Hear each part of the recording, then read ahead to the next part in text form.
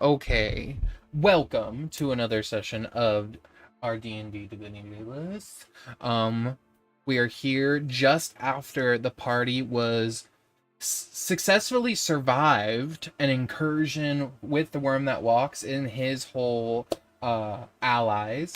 They successfully survived, as well as scaled uh, Candlekeep, only to discover the crown, the divination artifact gone, and in its place was a coin and a black feather. But the party needed to escape as quickly as possible, so you all teleported back to a safe haven, which is the continent, Seymour's home, Ivan's home. And that's where we sort of left off. You guys just immediately sort of spawn in here. Oh, I don't know why I have her turned off. 1 second, let me Calypso back on. You guys immediately spawn in here, and this is literally where we leave off. It was just after this horrendous fight that we all had to go through. And so you guys finally make it back. You guys still have other artifacts you can go out for and search for if you want. Those other ones would be located in Luskin, Westgate, and Boulder's Gate. The Invocation, Enchantment, and Transmutation, respectively, that you guys found out last session, as well as you also know that this new Narelle is still actively being built, and more mages towers are being pulled into it. So far, Candlekeep has resisted it, but that may begin to fall as they have lost essentially their power source, which was the divine artifact that they were using. But if you guys would like to rest, you may also rest.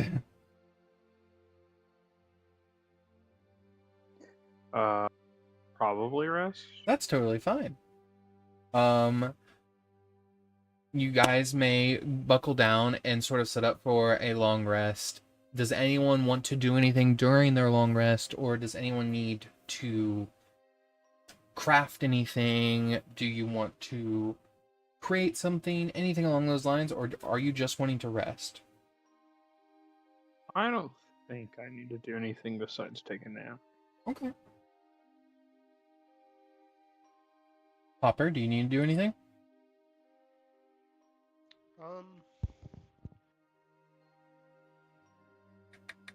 I think just the rest for me also. I'm pretty beat up. Okay. Absolutely.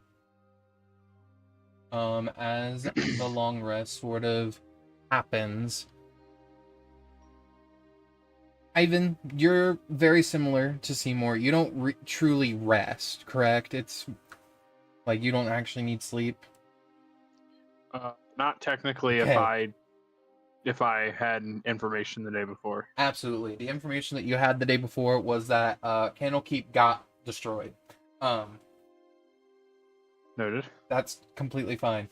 You guys also did read the book of All Time and the Book of All Fate.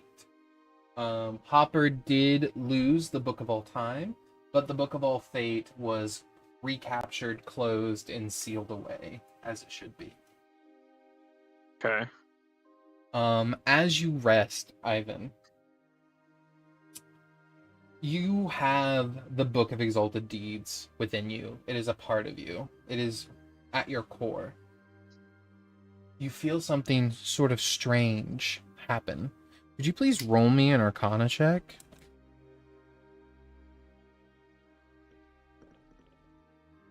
Thank God that's with advantage, motherfucker. 27. With a 27, you sort of feel this almost like pulse inside of you. You feel this sort of dark presence creeping in and you feel an empty space where there wasn't one. You feel like the pages of your own book within you are being removed. What the fuck? What would you like to do? If there's anything you want to do. That just may be something you feel. I'll activate True Seeing and see if there's anything crazy around me. So there's nothing crazy around you other than you turn on True Seeing and you see every color under the rainbow in the continent that you're in. The kaleidoscope. Yeah, everything is happening all at the same time. But nothing dark. You stare into a mirror at yourself, and it's like it's like you're seeing yourself as like a translucent hue, and you're watching as pages aren't being torn, they're just vanishing as if they weren't written. I'm sure that's great.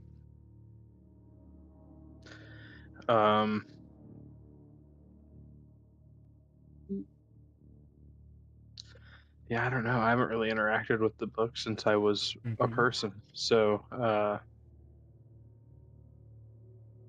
I'm gonna like meditate. Yeah. I'm gonna sit down and like meditate on it and see if I can get to my inside space that I used to get to when I was Seymour. As a bard, would your meditation be similar to that of Seymour, or would it be you playing music or reading a story or singing? Or is it just silent?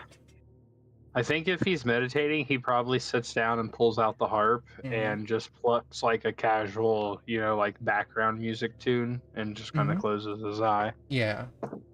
So as you begin to do that, slowly playing, with each thread, your mind drifting further inside,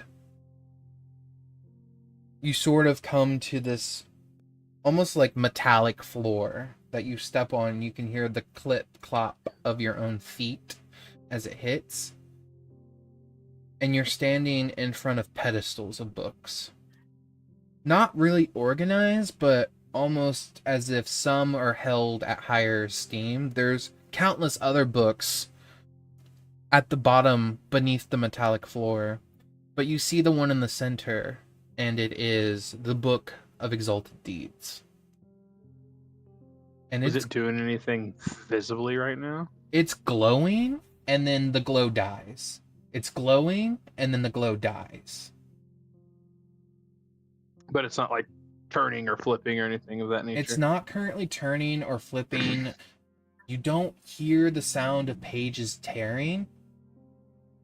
But as you listen, and with your passive perception, it's almost like you can hear scribbling or writing coming from the book.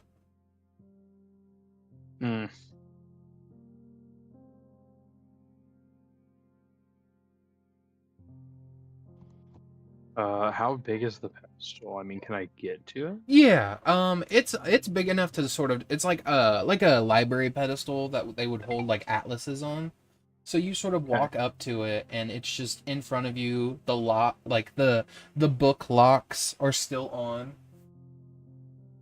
I'm gonna detect magic and see if there's anything besides the obvious that is Book of Exalted Deeds going on. Yeah, so as you sort of detect magic on it, you sort of look at the front cover, and you see the brilliant, divine, golden hue of the magic within it. And then, if you would roll me a perception with advantage.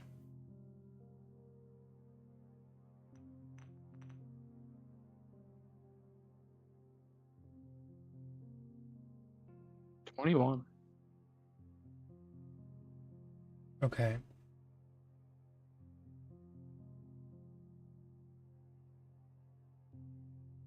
You sort of see in the book a different shape, like within the pages, as the gold light sort of like fades, it becomes a muted gray color.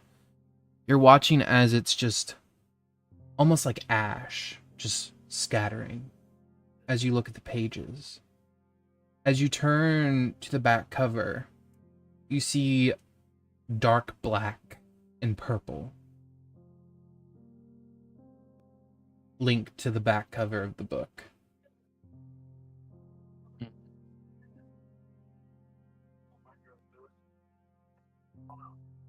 I will attempt to target the dark purple area with 9th level Dispel Magic via the staff.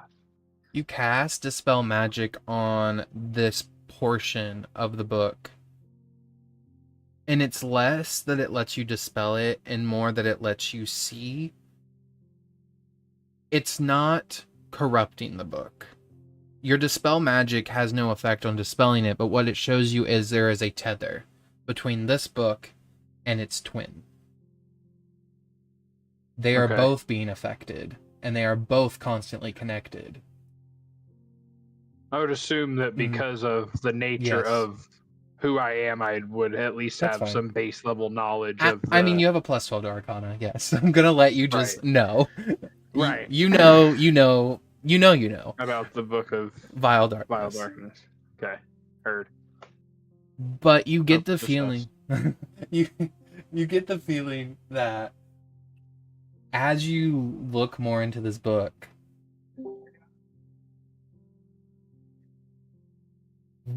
what's happening to the pages isn't because it's connected, but because it's connected, it's happening to both books. Right, I'm with you.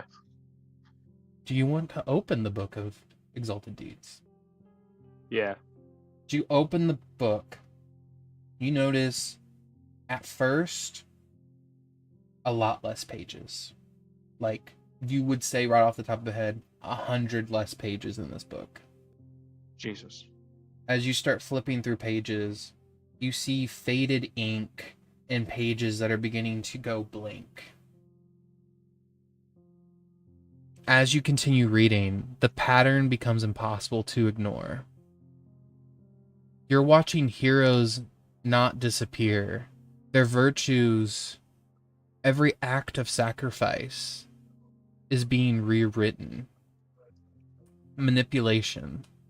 Every act of mercy is becoming control. Every act of courage is becoming pride. The stories still end in victory, but goodness is slowly being removed from the equation. One page contains a line that you are very certain was not there before. A hero is simply a villain history has agreed to forgive.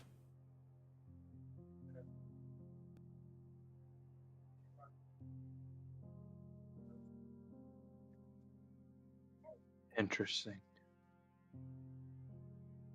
As you continue reading through this book, finding more pages,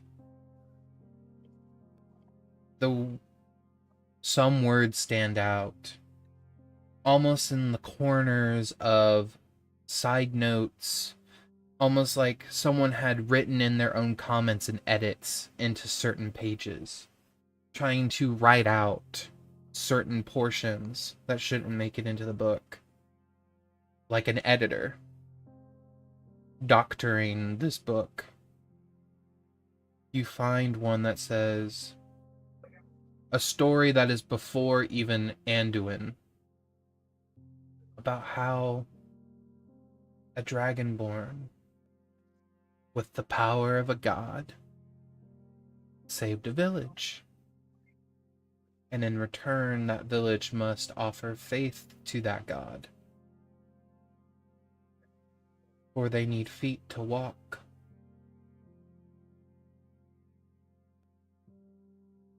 And as you continue reading more, it starts losing more physical descriptions of the heroes. But the next 3 stories that you are able to catch before they're rewritten before your eyes are each about a different dragonborn. Saving, helping,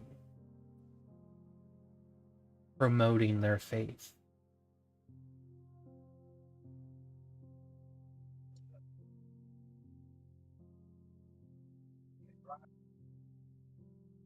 What would you like to do?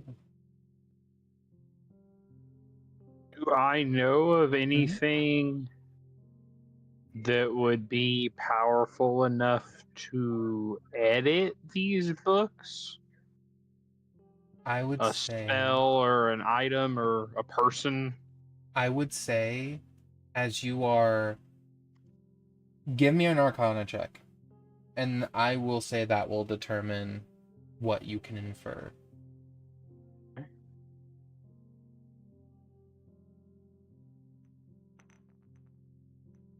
Thank you. 27. 27, perfect.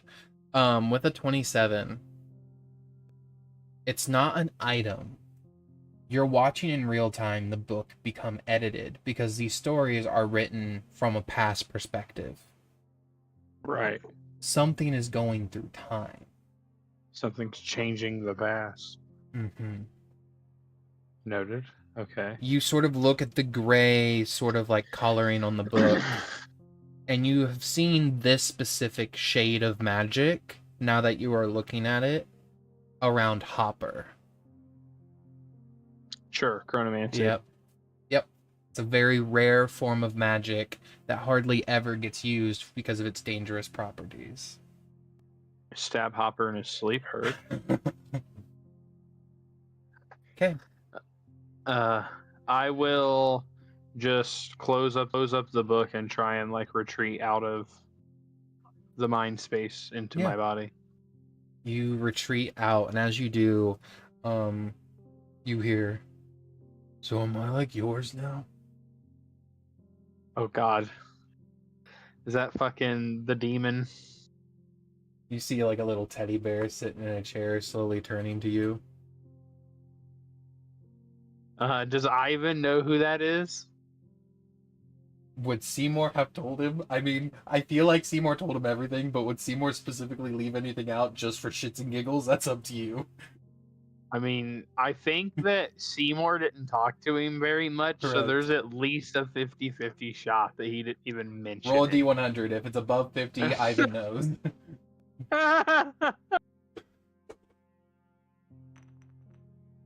Okay. No, Ivan has no idea. Oh, dude, I love teddy bears. Yeah. Sure. Wonderful. So can I come into the out now? Are you still gonna look like that when you come out? That's up to you. Do you want me to look like this? Jesus Christ. I feel like that implies you don't normally look like this. That is correct. Are you friendly? To you, and to anyone that you deem an ally. Yeah, fuck it. Let's go, bud. Wonderful. My name is Literus. Ah, yes, of course. Literus. Wonderful. So you bring in the teddy bear. As you come back into your physical form, you're just holding this, like, almost like Tibbers-esque teddy bear. You just met a myth. Am I, like, was this during the long rest? This will be during the long rest, unless you wanted to, like, wake up sooner, but I will be cutting to Hopper. No, I'm good. Okay. So you hold this, and you hear Literus in your head go like, "So I can either talk to you in your head, or..."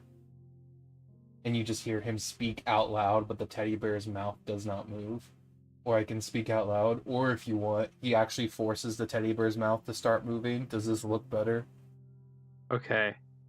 We're going to hold on to all that, and it's going to be a great time, I promise. Whenever you see other people, just pretend to be a regular stuffed animal for a little bit. I have a string in my back if you want to pull it.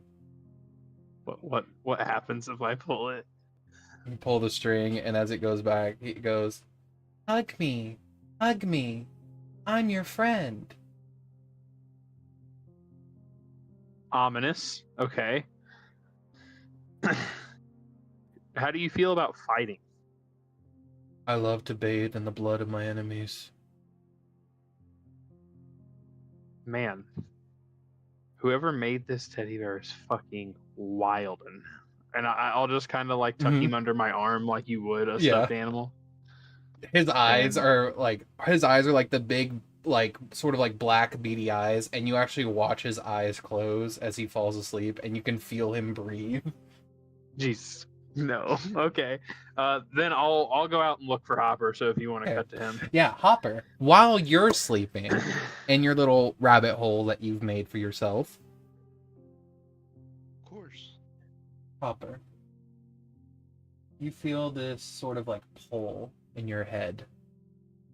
And you are risen out from your mind higher and higher until you're in a room where all you can hear is the ticking of time.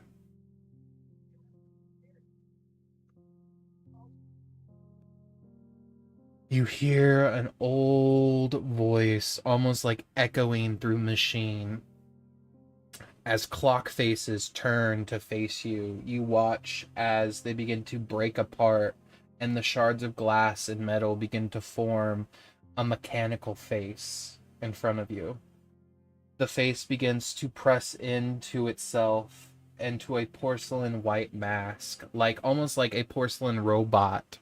You can see the interworkings of like gears and beautiful geometry that went into crafting such a creature. Its fingers, as it lands next to you, are the size of trees, but they are completely made of sharp metal to a point, and you hear them click against the metal gear that you're standing on.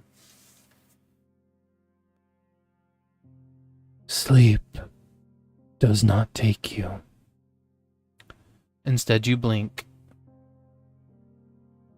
You look around the room as this figure fully forms, and as the clock faces sort of meld into its body, the ticking slowly subsides as you watch as this huge, gargantuan, almost like glass body appears, completely around you and them. And as this does, you begin to watch sand begin to cascade, but never fall on either of you. It just sort of falls down either side.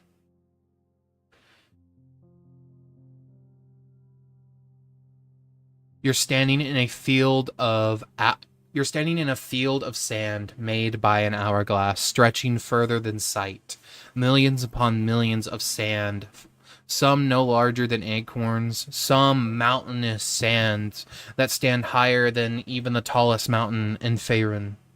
Their sands flow upward and downward, sideways and in impossible directions.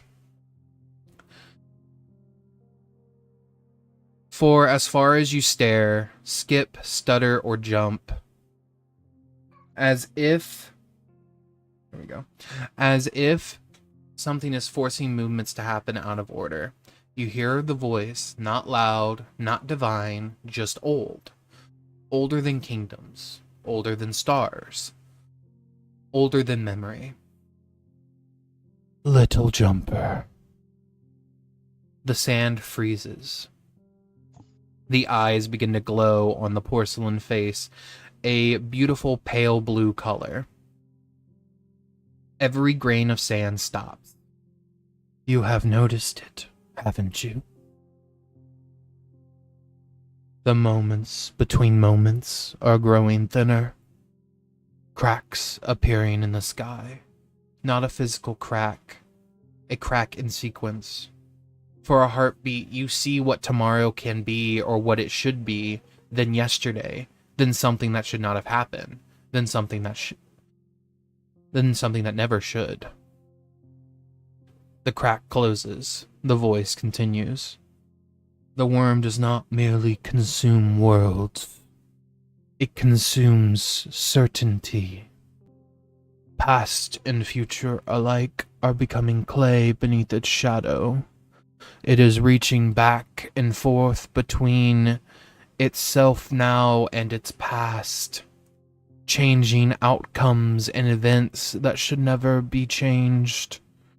Its power is growing faster and faster. One giant hourglass suddenly shatters. Sand does not fall, it simply evaporates, erased, as though it never existed. The voice speaks again. I can no longer see every road. Hopper, internally, that should terrify you more than anything. The god of Yeah. time is emitting uncertainty. He is emitting fear. There are places where history now ends in blankness, not death, absence. You watch as a clock face that's partially merged into his is twitching, the hand not fully going in the clockwise position, but trying to go counterclockwise. A second hand leaps forward 6 years, then back 3, then disappears entirely. You feel something cold in your stomach. The voice lowers. There is a thing you must find. At once the field changes. Hourglass becomes shelves, shelves become books, and books become doors, and doors become keys. The image shifts too quickly to understand, yet one object remains constant. A small silver pendulum. Simple, unremarkable, swinging. Back and forth. Back and forth. Back and forth. Well, Interesting. while everything changes, find the pendulum of the first moment. The thing that remembers before remembering existed. An anchor beneath chronology. You do not understand. The voice knows this. Good. Neither do your enemies. The pendulum suddenly stops. The entire dream shakes. Far away, something enormous moves. You cannot see it, but it sees you. The worm. For the briefest instant, you feel its attention. Ancient. Hungry. Patient. The god of time speaks quickly now, almost uncertain what's about to happen. Listen carefully. When the clock loses its 7th hand, the day will repeat itself. When a dead friend remembers a conversation that never happened, you will know the fracture has begun. The fields start collapsing. Hourglasses fall. Years spill onto the ground. Memories begin to shatter like leaves. The voice becomes distant. Trust the rabbit. Trust the jump. And when you reach the place where time stands still, a pause. Long, heavy, almost sad. Don't let the worm arrive first. Everything goes dark. One final image appears. A silver pendulum suspended over a black ocean, not moving, waiting, and etched on its surface are 4 words. To bind, to live, to summon, to weave. When you awaken, there is a grain of silver sand resting in your palm. It vanishes the moment anyone else would see it. And Hopper wakes up.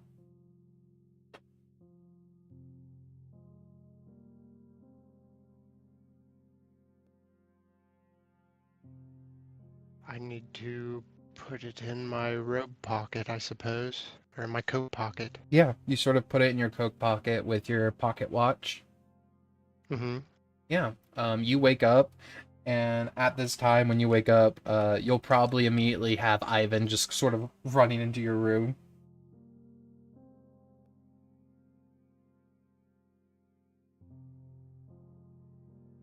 Weird dreams last night. I agree. You fucking with my book time, man? It's gotta be the spores from these mushrooms. It could be. They are some pretty magnificent mushrooms.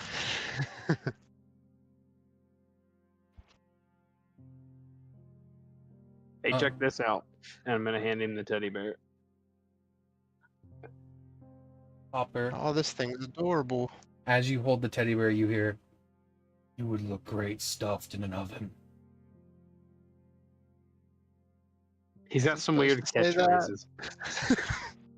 You He's actually- got some weird catchphrases. Don't worry about it. You actually watch the bear's mouth move as it said that. But animatronically. Yeah, wrong. Only like half the mouth moved. Oh God.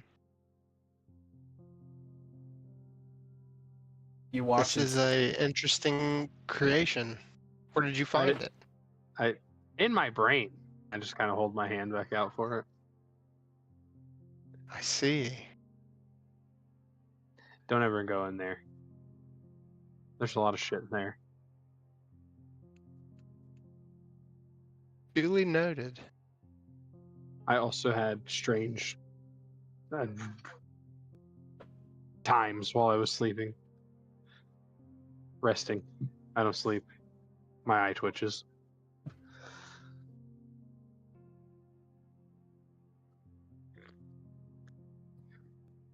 What traumatic dreams did you have, Time Man? It seemed like it was a warning.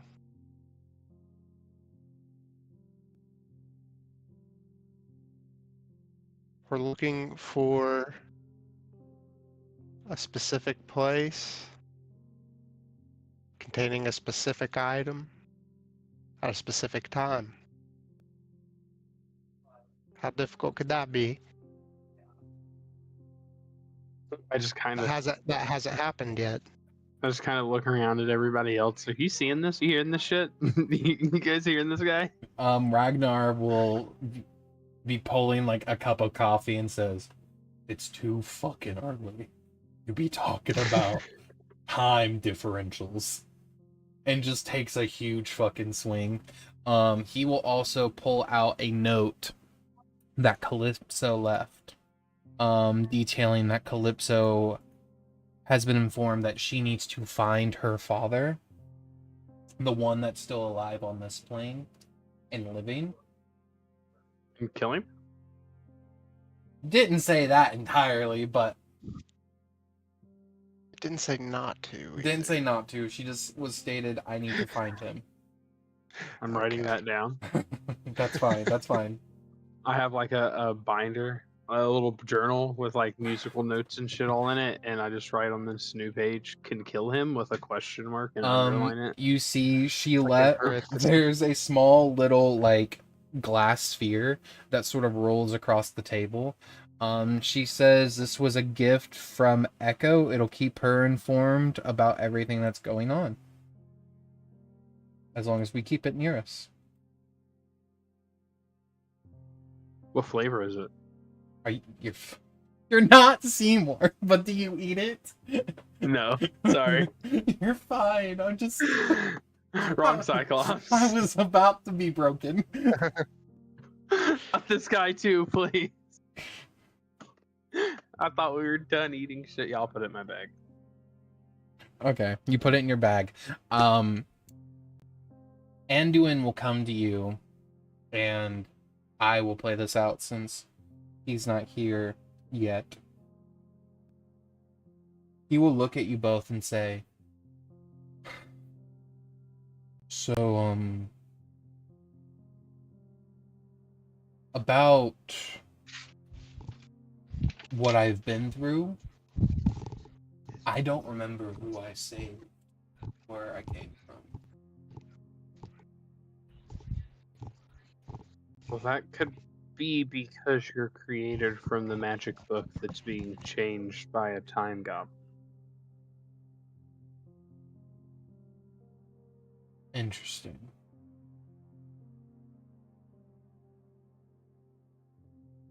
Hopper, in your pocket, you feel that dust sort of begin to heat up in a way. And you can hear it be stabilized. You said it's heating up? It's heating up, and you hear in your head, could be stabilized.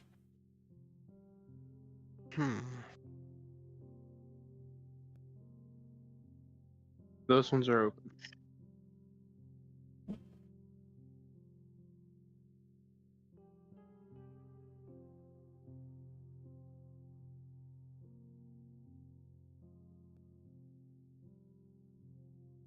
What would Hopper like to do? Wouldn't know how to stabilize such a thing? I will let you infer with either an arcana or like an investigation, whichever you prefer.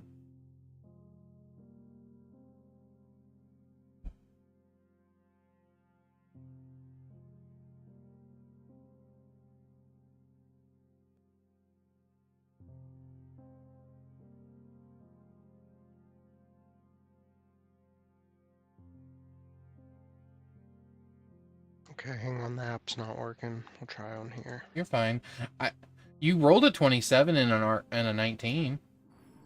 Now you got a Oh, 30. shit. I'll take the 30. I'm sorry, there's gonna be a bunch of rules probably. I was You're clicked it a fine. couple times You're when I fine. wasn't We'll going. go with your first one, which was a 27. So with a Okay. 27, you sort of look like in your pocket at like the time dust, and there's like this sort of like thought in your head that it could be used to stabilize things that are currently displaced. Would you like to use some on Anduin? You could sort of sprinkle it like pixie dust, or however, Is or he Hopper asleep? does. No, he's not asleep. He's very much awake. Mm-hmm.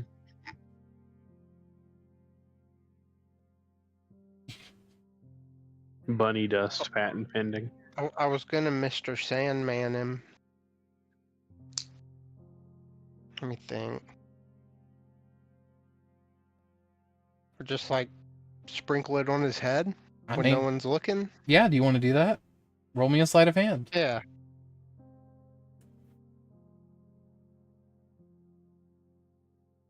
Not very good at those. Can I guidance? Absolutely.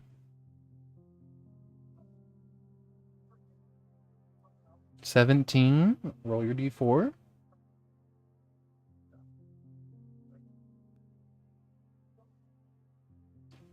Sorry, the app's being really slow for some reason. All good. Secretly, Tyler's just trying to find the d4 the entire time.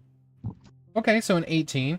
You watch as Anduin sort of turns around, and in the moment he's about to turn around, as he sort of like clocks you doing something, silver platinum dust just sort of sprinkle on him, and he sort of like is stunned for a second, and then his eyes like sort of roll back, and then he kind of like wakes up and says, "Oh, okay. It's all coming back, like I'm pulling it through like a lake. I'm remembering a lot more. You can use the time dust 3 more times on anything realistically, but you have 3 more uses of the time dust. Just so you're aware, Hopper. Okay, that's good to know. Anduin will look at the two of you and say, "Well, where do we go from here?"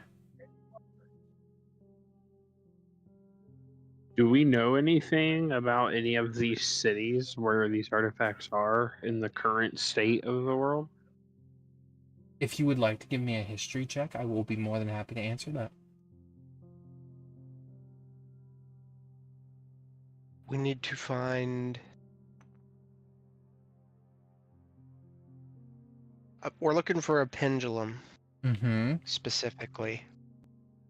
So if we hear any words of that, we should head that way All right. before bad things happen. All right. I will let you, with a 12, since it's above 10, I will let you ask about one of the cities.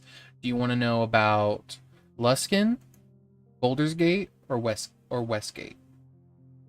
Who's closest to where we are in the world? Luskin would technically be Let's- geographically closest. Let's hear about them then, I suppose. Okay. Luskin is a sort of like forested, sort of like river city that actually does receive trade. It is it's a semi-port town because their river is gargantuan. Sure. But it connects to the ocean from where they are. There's a long stream that connects from where they are to the ocean. And they are surrounded by a beautiful forest. The last information you heard about Luskin is the elements there were a little bit wild. The primal elements specifically. Waters seem to rise rapidly and freeze very suddenly. Earth and trees grow very fast and vividly and hardy. Fire is more than just hot and light, it is almost breathing.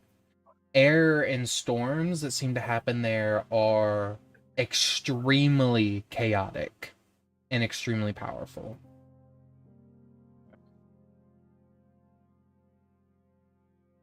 It Hopper, is. do you have any information on where your pendulum might be?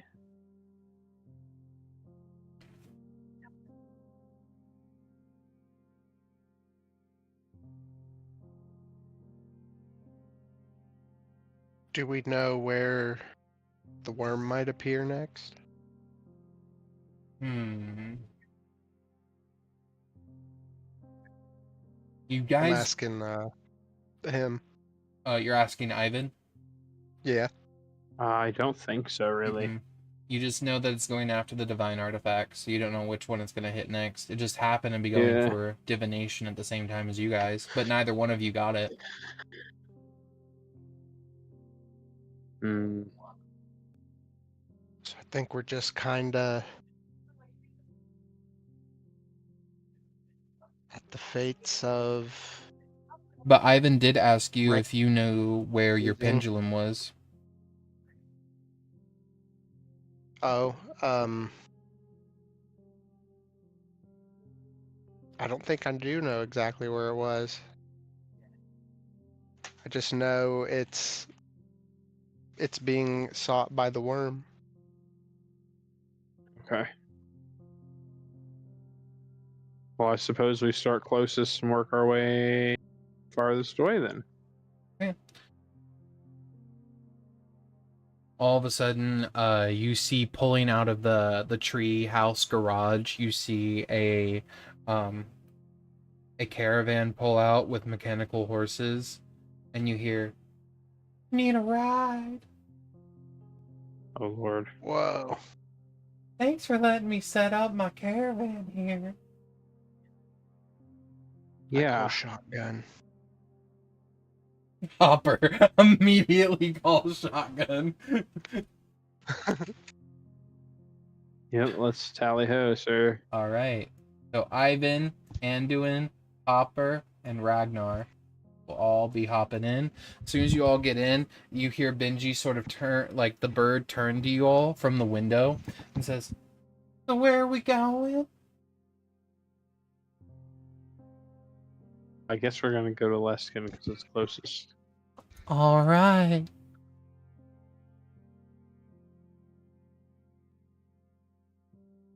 Let me... On our way there.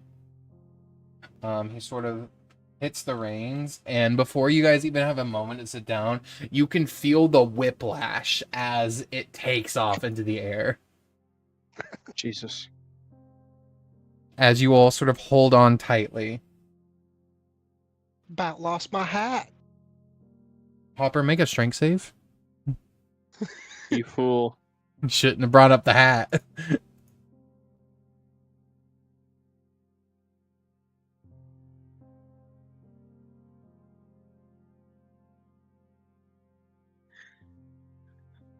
Well, for some reason it's not rolling on my phone, so You got a 13. Well, sorry, your first one was Okay. 11, but you got a 13. We'll take the 13. It's fine. So with a 13, you just barely grab your hat and hold on tightly. heavens. As the caravan comes to like a stop and you say heavens out loud, the voice, like the echo of you saying that, finally catches up to you, and you finally hear your own heavens after about a Whoa. millisecond. That's fast. Yeah, it is. It's giving me some dysmorphia or something like that. Careful. I'm glad Body the dysmorphia Sparrow never costs catches up. extra. All right, but you guys make it to Luskin in 3.5 hours. Excellent. So as What's the state of the city as we get to the gate? silent.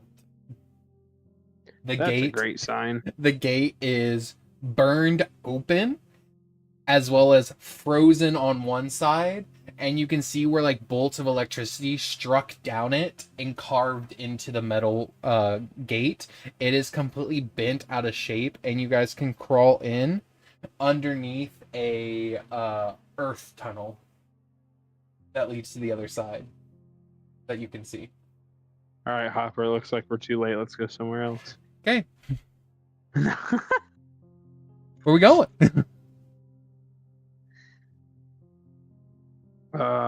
Yeah. Let's fucking investigate. I Oh. suppose. Let's see what happened. Okay. Okay. Take my hand. I'll help you down out of the carriage and give you vigilant blessing. Noted. So you'll have advantage on your next initiative roll. Thank you, sir.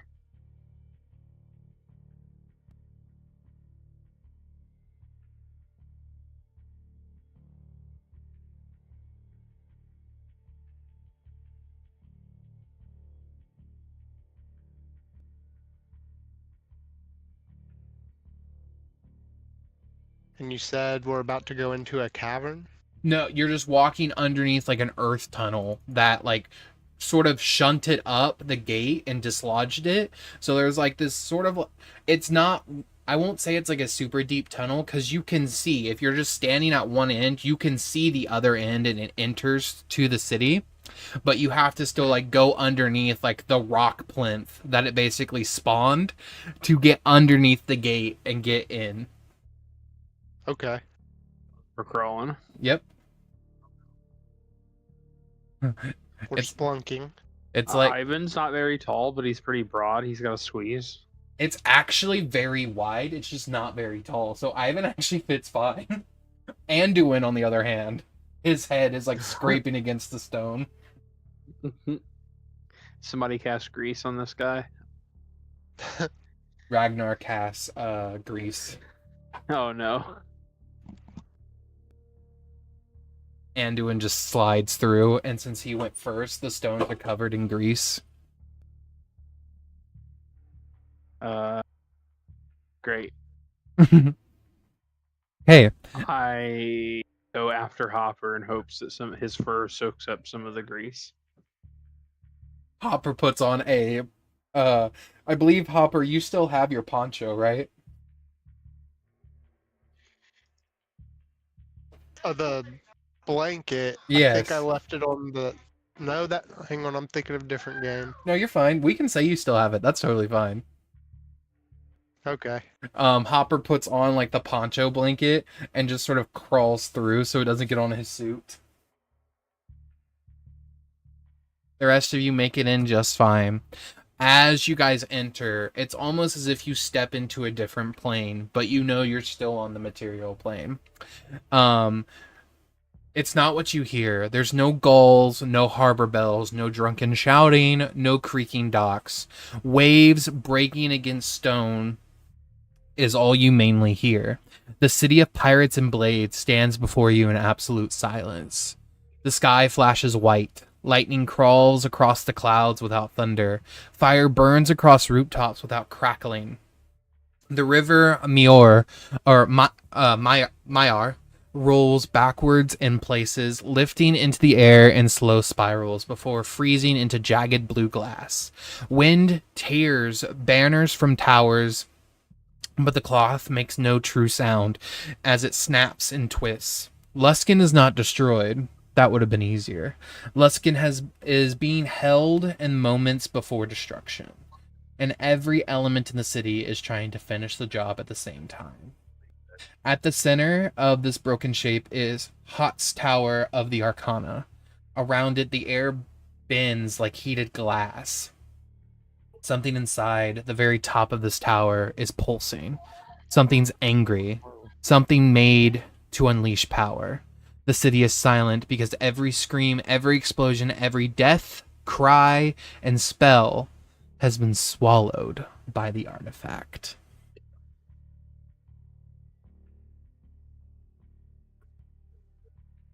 Please let me know when any of you actually speak out loud since you have entered the city.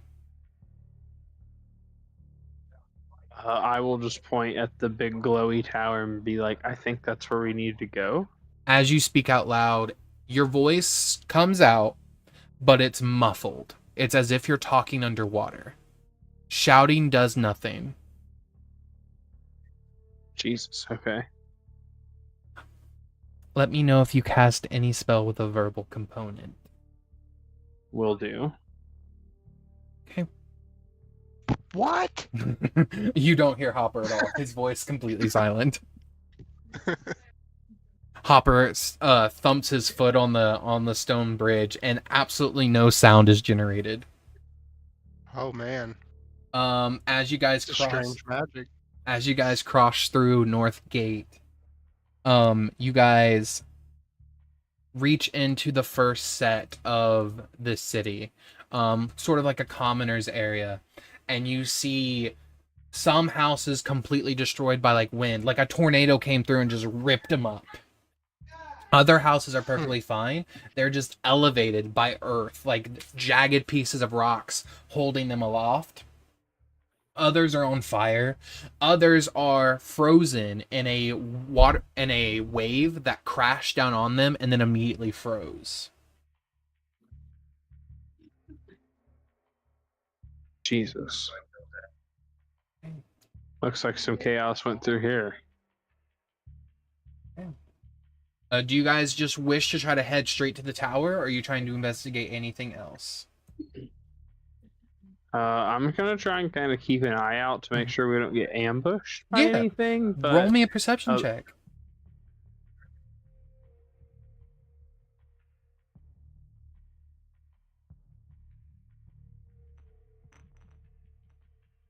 29. With a 29, you guys sort of look around, you specifically, trying to see if you find anything. Just a second.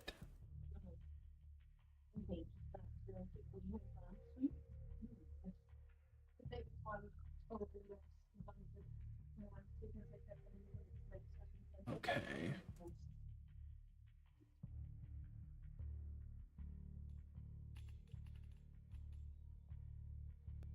Dad, would you like to see? Okay.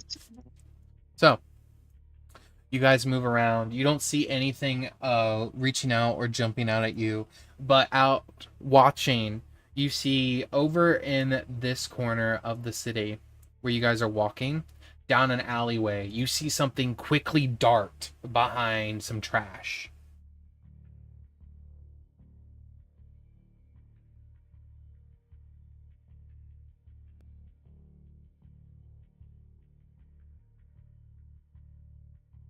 Hopper, what are you doing, Hopper, as you're sort of moving through?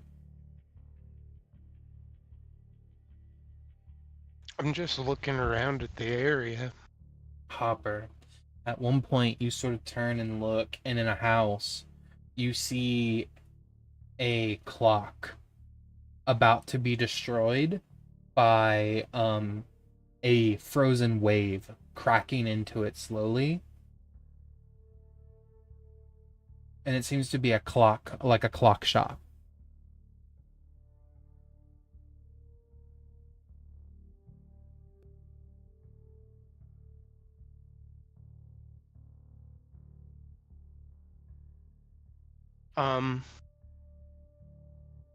I guess I'll try to get everyone's attention and point at it. Yeah, I mean, that's simple enough. You sort of point at it, and you guys see like this wave crashing in that is sort of like frozen in ice, unable to move any further.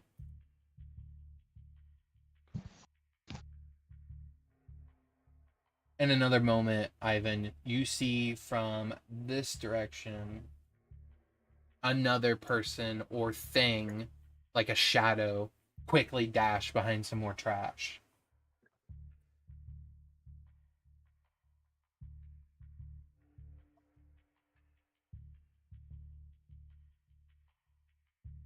You want to check out the clock shop, Hopper? Yeah. All right. As you guys head over to the clock shop, if that's where you want to go, Yeah, I'll go with him. you all head over Sorry, I have there, and Anduin says, Mhm. I'll guard the entrance, and sort of cracks his stone knuckles. Ragnar, Ivan, and Hopper, as you three walk in, you see part of this clock shop has already been destroyed as it is underwater because of the wave, but then frozen. The other half of the shop is untouched.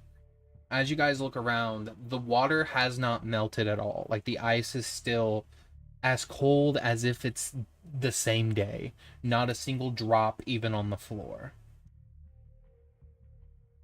As you walk further in, Hopper, you, in the back of your head, begin to hear ticking clocks, even though none are ticking before you.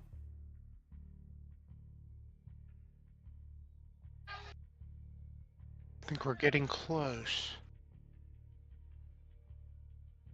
I would just want to look around the clock shop, I guess. Yeah, as you look around the clock See if shop, there's anything that intensifies the ticking. as you look around,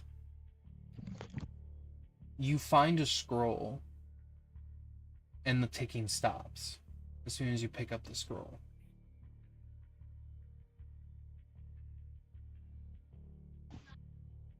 I guess I would try to unfurl it.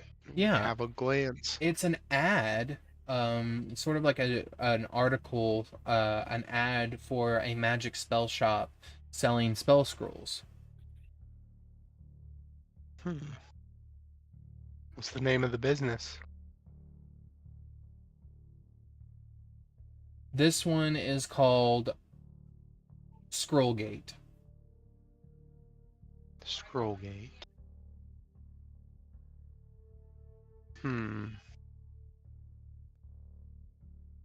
Let me see.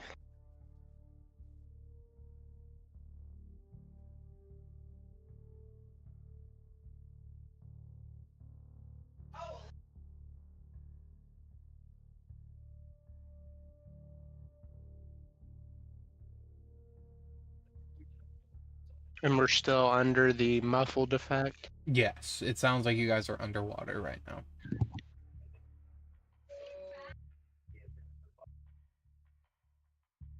I suppose I will.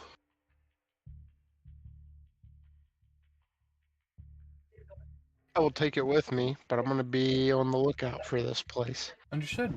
As you guys take it and leave, Anduin will say, I didn't see no one. And you guys continue walking. As you guys reach the second part of the city, this district looks untouched as first. Almost too untouched.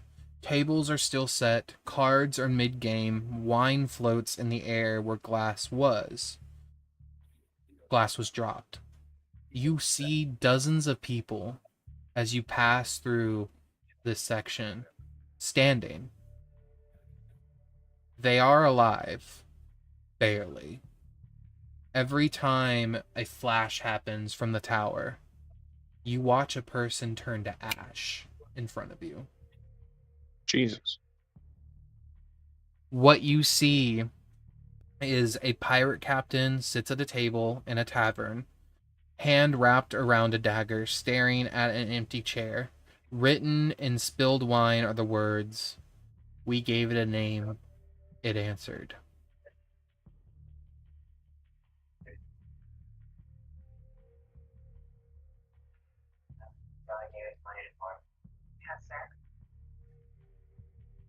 You guys want to move on, or is there anything you want to do? Did you find what you needed, Hopper? You have not I'll found just show him the flyer. Yeah, he shows you the flyer. You guys have not come across a store with that name. Scrollgate. This Well. is a clue of things to come, I feel like. I guess we'll keep our eyes peeled on the way to the tower, yeah? Yep. As you guys continue further into the ancient ruins of Ilusk,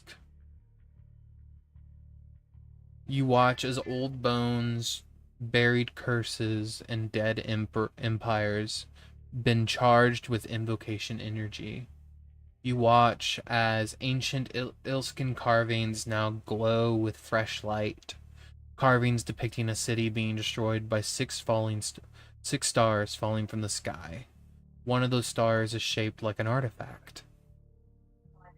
Every old ruin, I will not even require you to roll because your Arcana is so high. You look at every single sarcophagus in ruin within this section of the town and notice that there is a held spell within each and every one of those ruins that have been activated, and they are just waiting.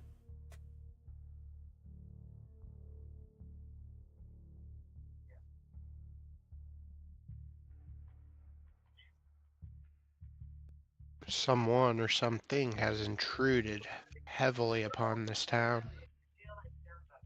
Yeah, I see that they've even set traps.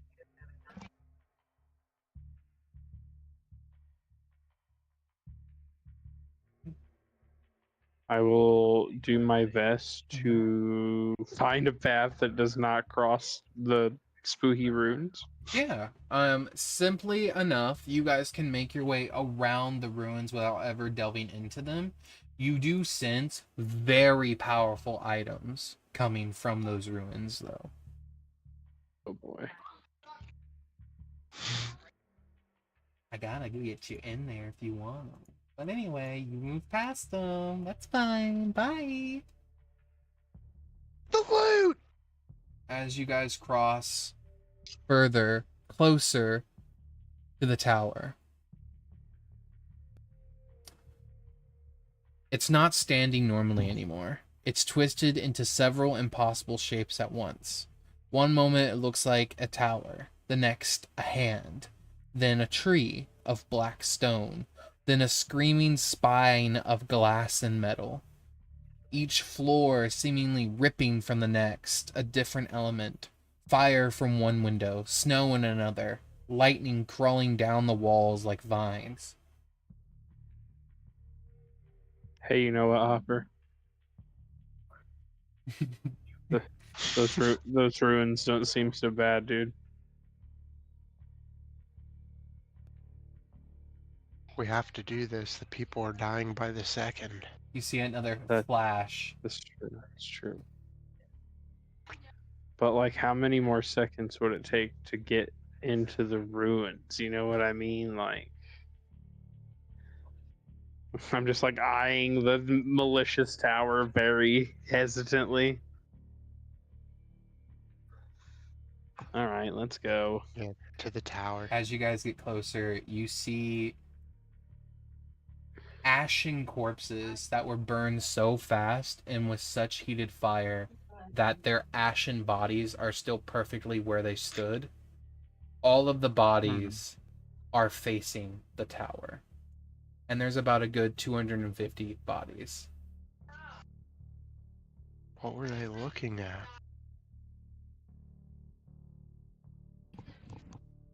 I don't know.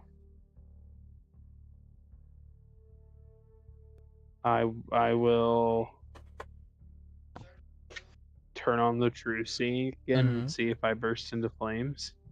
You turn on true seeing and you see magic coming from the tower. But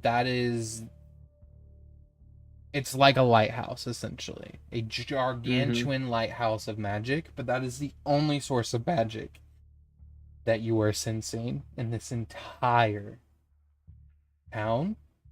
As you look up and around, you just see primal energy, elemental energy just circling.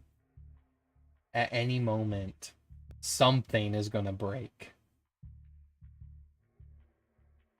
Are you one of those guys that can talk to dead people? Ragnar will look at his spell list real quick. I am not one of those guys. Okay. I try and stop people from dying if I can, or kill them really good if they're the enemy. I can talk to the dead. Maybe we could ask them what they were doing here. He kind of walks casually to one of the corpses and begins to cast Speak with Dead. I gotta see if Speak with Dead is verbal. It is. Ah, I see. We're still under our muffle thing. So that is an 11. An 11 will not cut it. So he does take 7 points of damage for attempting to cast. Okay. But the spell does go through. Oh. It's not true silence. It does still let spells go through. But if you fail the save, you take damage for casting. Interesting. So he walks over to one of the corpses and begins to speak, and the corpse, like ashen body, you watch as arms sort of like hold in. The spell is sort of holding the ashen body together. As it moves, you see more ash sort of like fleck off and fall to the ground. Yeah. He kind of just points to you, Hopper, and says, "Do you want to ask the questions?"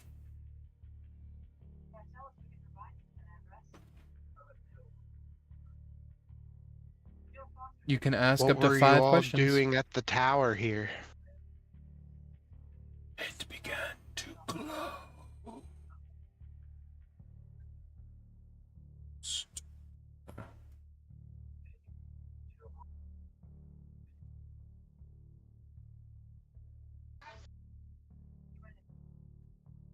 What happened here? A mage interacted with the artifact, and he became light.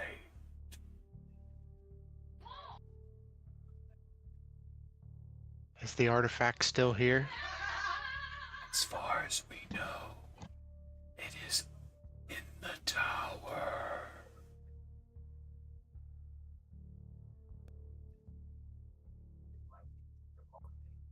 Do believe it's 3 and done. It's 5, actually, according to the spell. Oh. Yep. Interesting. Yep. Do you want to ask 2 more questions?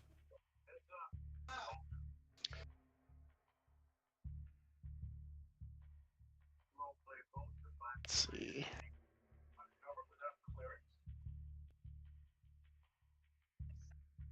So he said it's still within the tower.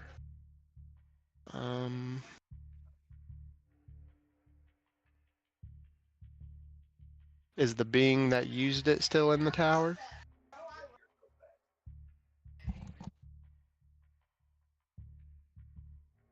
That used the artifact? A great light hit us. Let's see. That was the moment they died.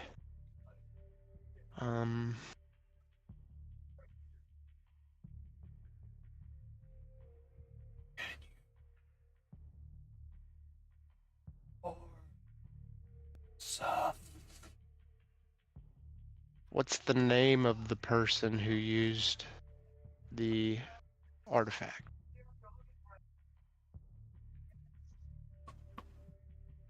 You see him sort of like try to recall the name that was spoken moments before the light hit them.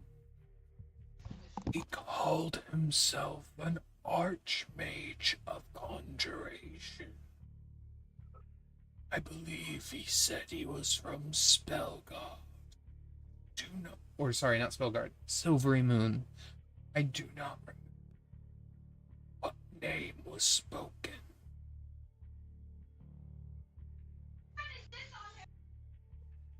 Gotcha.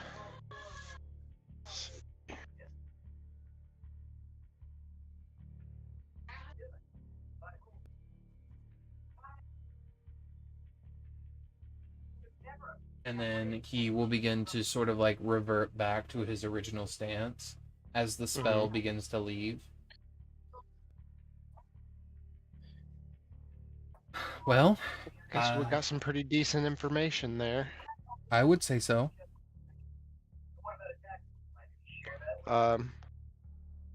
I guess we need to prepare ourselves to try to go in and get this relic or artifact.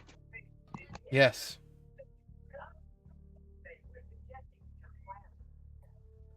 Let's do it.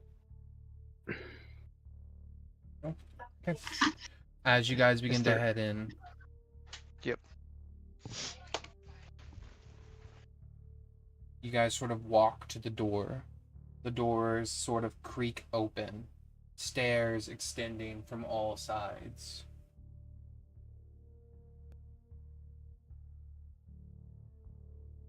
The inside does not quite match the outside.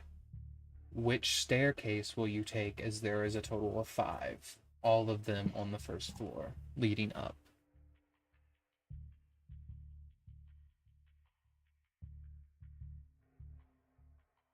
You're in charge, Hopper. Where are we going?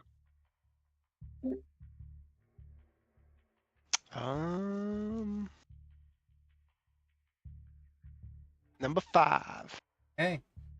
As you guys begin to head up the 5th staircase,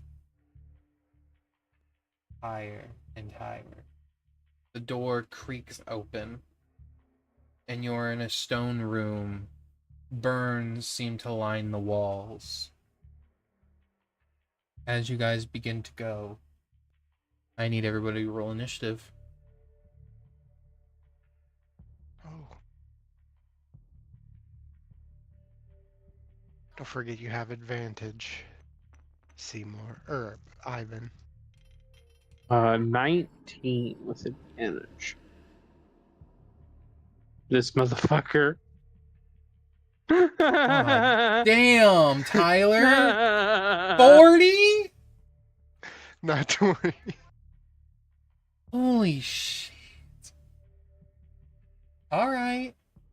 That's as high as it could possibly go, unless I would have guidance beforehand, but you really can't guidance initiative. Yeah. I mean, I get it. Can you guys put yourself in marching order? Ragnar will go last. Ragnar will go in the middle, and then Anduin will fall wherever you guys want to put him.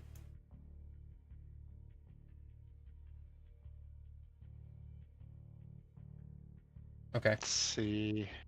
Do That you works. want to go first in initiative, Ivan? Does Ivan want a 40 initiative number? Just wondering. Asking for a Well, friend. I get that option. Maybe. I have some capability if we're getting ambushed or something. Okay, I'll trade initiatives with Ivan. Alright, give me just a second. Holy shit. Jesus. He's 40 rolled a is 40. That's nuts. Jesus Christ.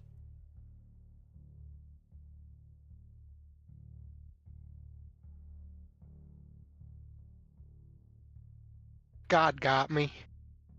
God got me. Fuck off, Tyler.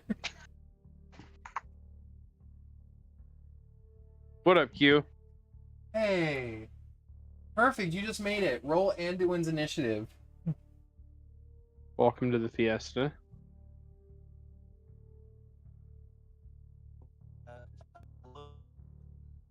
Robot. Oh, okay. Alrighty. He's mobile still. Alrighty. I'll roll Anduin's initiative then. I already rolled it. Oh, fuck. Okay, then. Never mind. Yes, you did. Alright. I see that. 14. Ivan got a 40. God damn. I cannot believe you got a fucking...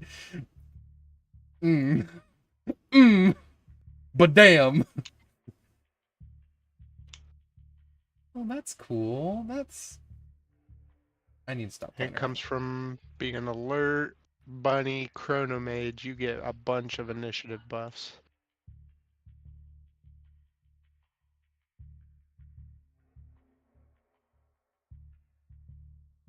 Alright. Oh shit. Hold on.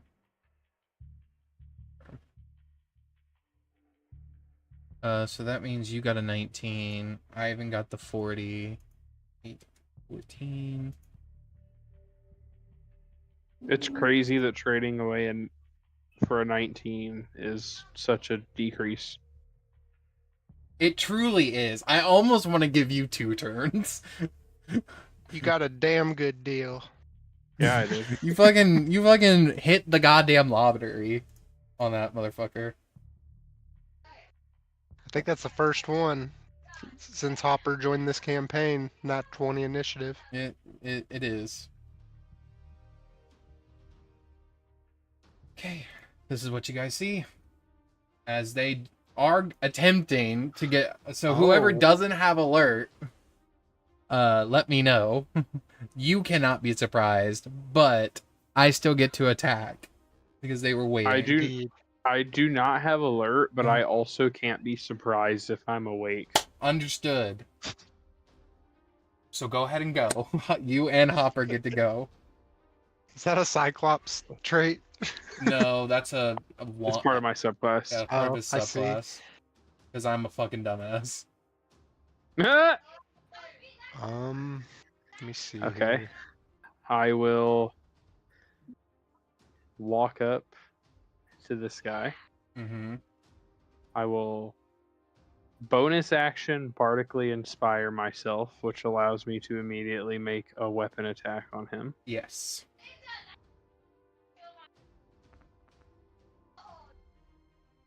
Does a 22 hit the lightning? You know what? I don't really know. No. It does Fuck not. out of here. It does not hit this living lightning bolt. A 22 Okay. does miss.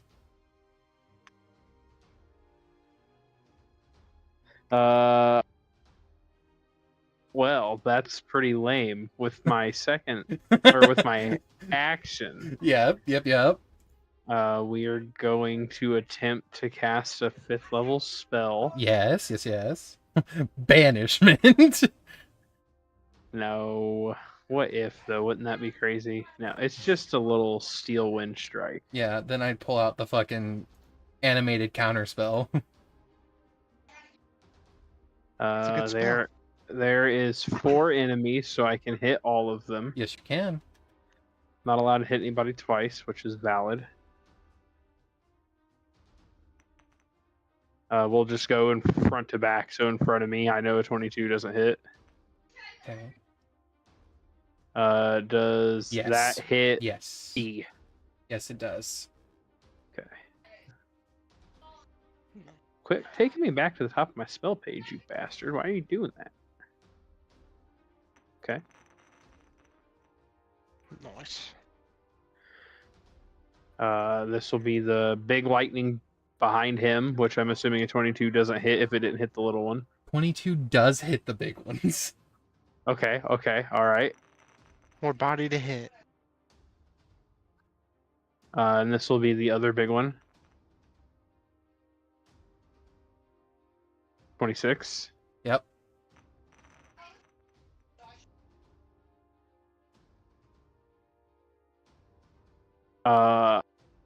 And then let me read something, make sure I'm not wrong.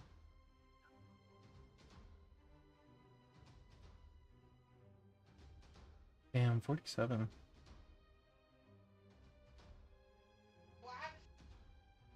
That will allow me to make an additional weapon attack, Mm-hmm. which will be empowered by my charisma modifier. Mm-hmm. Does a dirty 20 hit the big lightning? Dirty 20 just hits them. Okay, I will hit him with this. +5. Okay. And I will expend 2 of my legend die. Mm-hmm. And my bardic inspiration. Yep. It's cooking.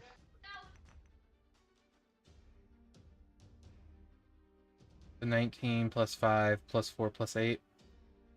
Yep. Okay.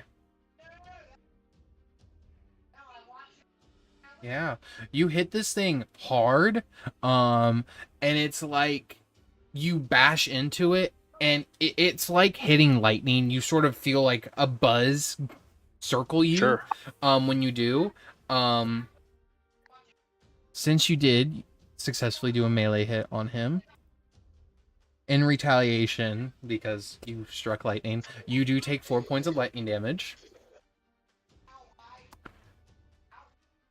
And it does feel like your damage, the spell, and the melee hit didn't do as much as you thought it would. Damn. Okay. Okay. Are you ending your turn? Yep. Okay. I have to end it right here.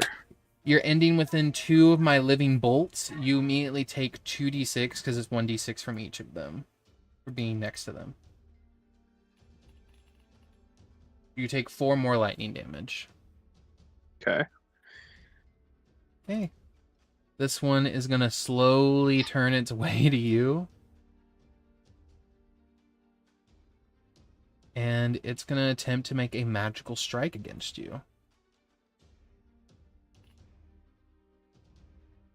Does an 18 hit, Ivan? No, sir. Okay. 23 hit, Ivan. Does that work? Just barely. 24 lightning damage. Okay. Okay. And then Hopper. As it's going to... you get an opportunity to strike me as this bolt of lightning is going to... over to Hopper. I do? Yeah, because it's leaving your attack range. Oh. Oh. Interesting. I will replace my attack of opportunity with a spell. Okay. No, I won't, because the only spell I'd want to use is lightning. Lamau. Yeah, why don't you use lightning damage? Does a 30 hit him? It does. 17? Mm-hmm. That's it. Just 17. No problem. Take 4 points of lightning damage for hitting me. No. All right. Fair enough. You said no. I'm not going to fight you. There you go. All right, Hopper, you're up. What are you doing?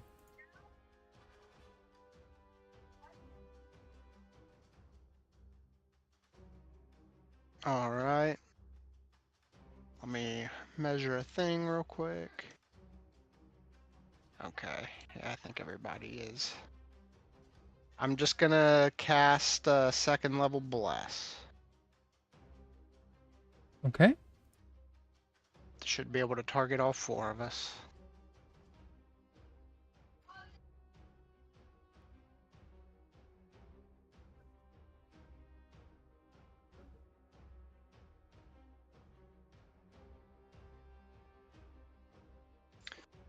And then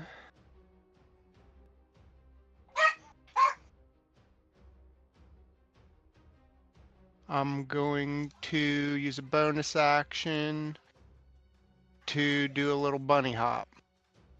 You're going to move away from me? Boing.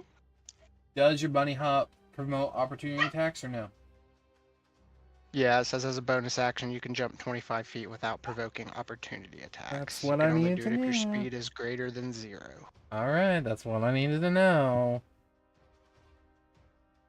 Super good racial feat. That's all I got for my turn. Literally. Hey,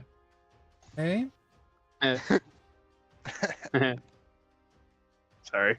you're fine.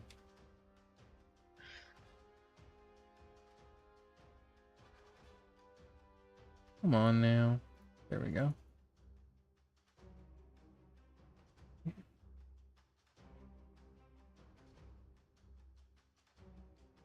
There's that.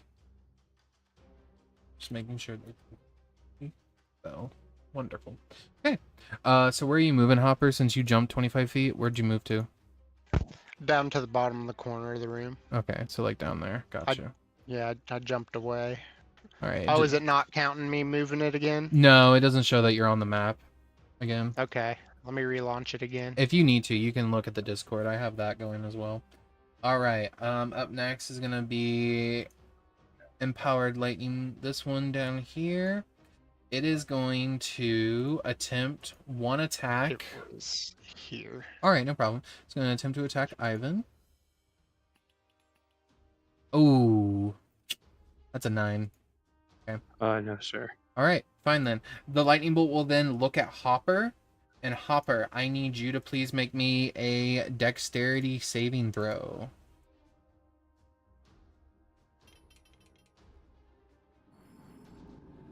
I'm gonna use lucky, I think. Okay, okay. Wait, this character does have it. Yeah. Okay. Wouldn't that be some shit? Oh, no way. Double nat Two ones. nat ones. Am I able to use it again? I mean, Are you you allowed can to do that with luck? you can use rate the lucky feat as many times as you want for a d20 roll. I'll try it one more time. Okay. Animated See it- silvery what that barbs gives comes me. out and silvery barbs you.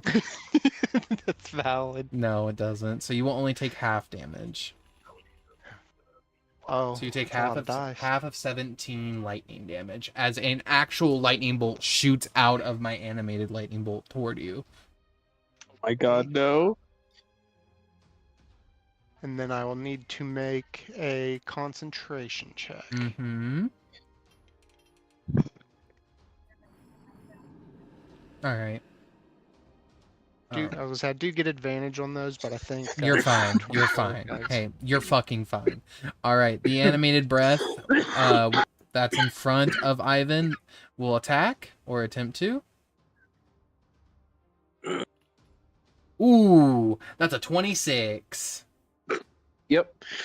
So it is 15 bludgeoning and 15 lightning damage. And it's going to try to attack again. 14 misses. All right, it's going to attempt to use its incorporeal movement to surge around you. So as it enters your space, at the start of your turn, you will need to make a dexterity saving throw to either get out of it or dodge the damage that it does at the start of your turn. Anduin. What's he doing, Quinrin? Or should I say Q? If you can still hear us. He's going to fly in to the living lightning that's close to him and go for an attack. Okay. Okay, you fly over to it. Go for it. Ride that lightning. You're blessed. You are blessed, so you get a d4.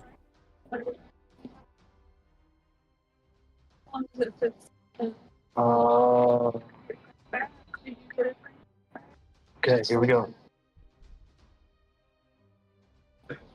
As a 16 hit it. Roll your d. No, even with a d4, it wouldn't hit. Okay, I will use. You have a second Actually, attack. I don't think I have lucky on this guy. Okay, second attack. There you go.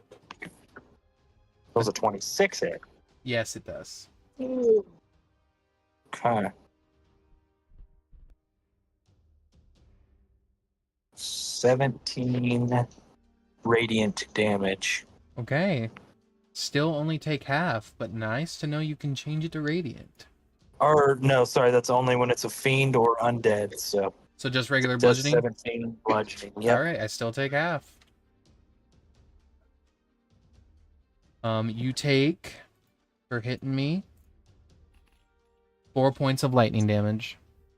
Okay. I'm gonna go ahead and flurry of blows as well. Alrighty.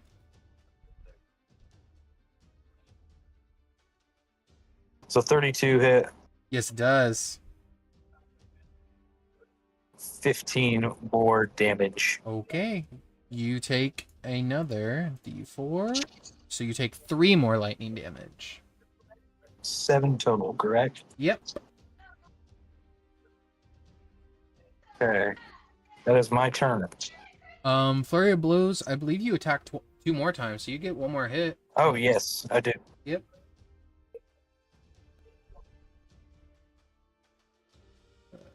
$22. Roll your d4. 22 does not hit alone. What about the D4? That's what he's Oh, adding. 25. 25 hits.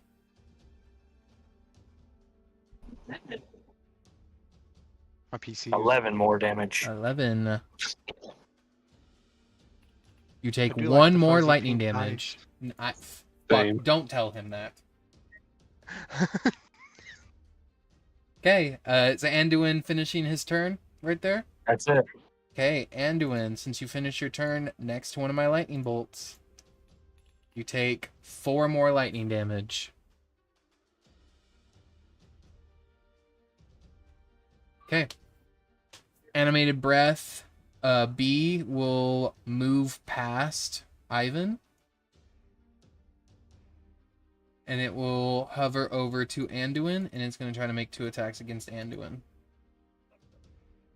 Roll.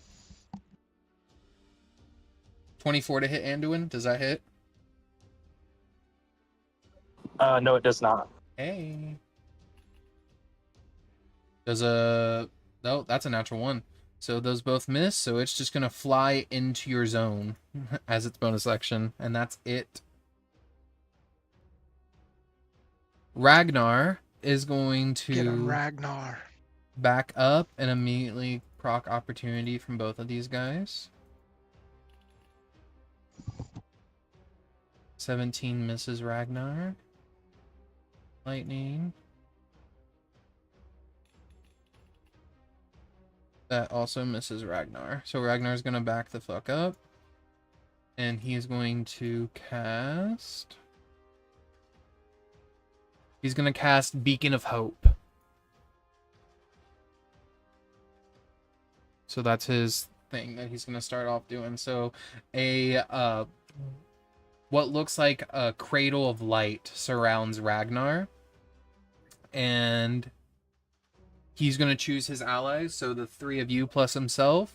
So whenever someone, for the duration, each target has advantage on wisdom saving throws and death saving throws and regains the maximum number of hit points from any healing source. Oh, shit. Okay. That is all he can do. Ivan, you are up. I need you to make a dex save at the start of your turn.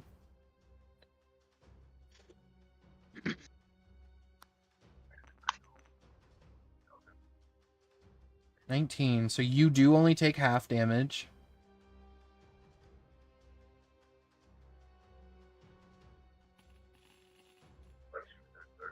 So you take half of 34 lightning.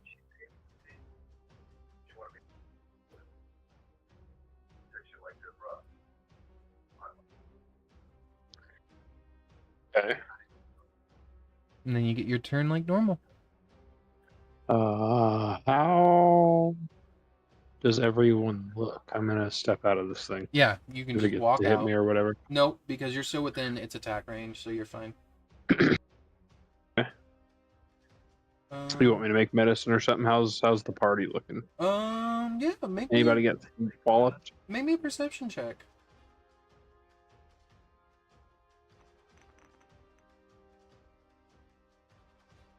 All right. With the 29, I will tell you, DM wise, no one is. I don't think anyone has truly even reached 1/4, except I think you're the lowest right now. You are currently sitting at the lowest. I will, with my action then, Mm-hmm. cast a 2nd level Cure Wounds on myself. Gotcha. So 3d8 plus 7. You don't have to roll. It's just max. Oh yeah, that's right. Holy shit. This 16, 24 plus 7 is 31. which will immediately have me make a weapon attack against the guy in front of me. Yep.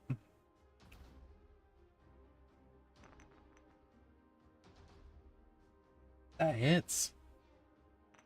He will take an additional 7 psychic damage from me casting a spell. Okay. You take 4 lightning, and I will take all that damage. Lightning damage is not resisted By him? by him. Okay, I will bonus action Bardic Inspiration on myself again, Okay. which will allow me to make another weapon attack. I don't think an 18 hits him, does it? 18, no. You do have bless still. Oh, that's right. So I get to roll a d4. Yes, you do. Dirty 20 then? Dirty 20 just hits like the animated breaths. Dirtiest of 20s. Mm-hmm.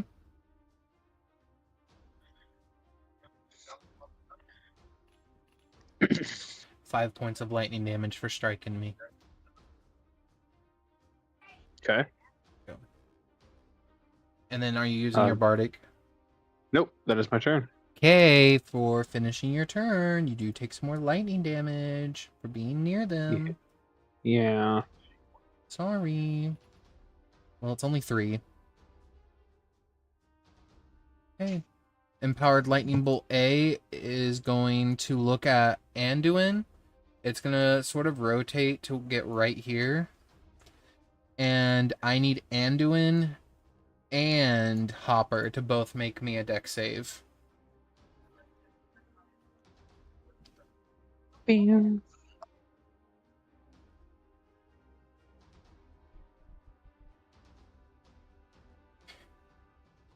Anduin saves. See if Hopper does. I'm sorry, what was the save? Dex save.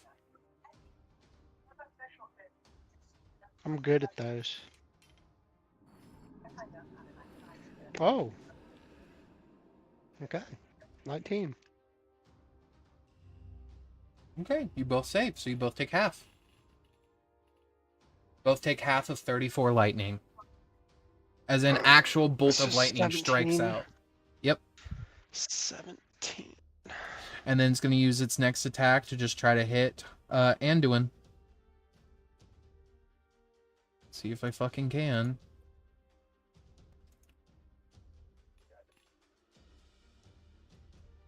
$18 on Anduin? No? Okay. Nope. You know, I kind of figured. Hopper, it is your turn.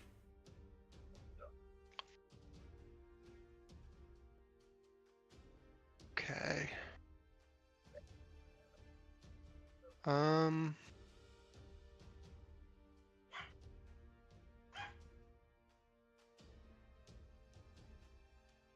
Might need to make a thing here real quick. That's fine. Is this on scale? Yeah, it's scaled. Like each square is 5 foot. Okay.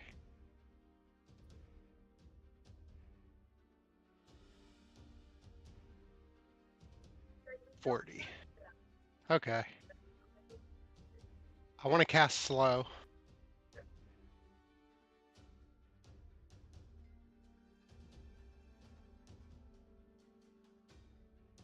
And I'm only going to target the enemies. Okay. What do I have to roll? So you're dropping bless. Oh wait, you don't have to. No, Never mind. Yeah, my necklace. Your necklace. Okay, so what do I have to roll? So let's see. It's going to be a wisdom 24. Wisdom. Well, it is a spell. Let's see. That's a 3. The first one. That's an 8 on that one.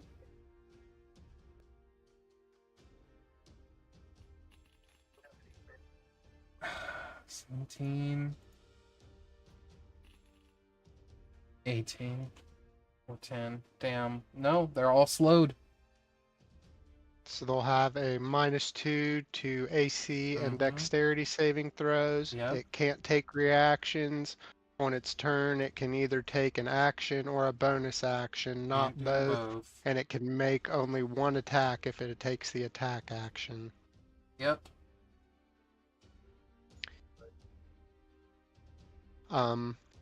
Oh, I took 17 damage. I need to see if Bless is gonna fall earlier. I forgot to do the concentration.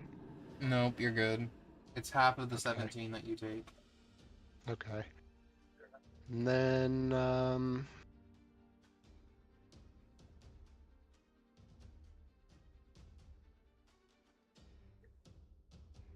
I don't know how to delete that, or oh, there we go. I suppose I will just, I'm gonna move up to about here.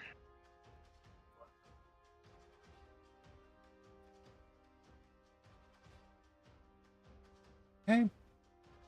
And then I guess I will bonus action bunny hop. Are you bunny hopping too? Let's see, gotta trigger it because I only have so many I can do.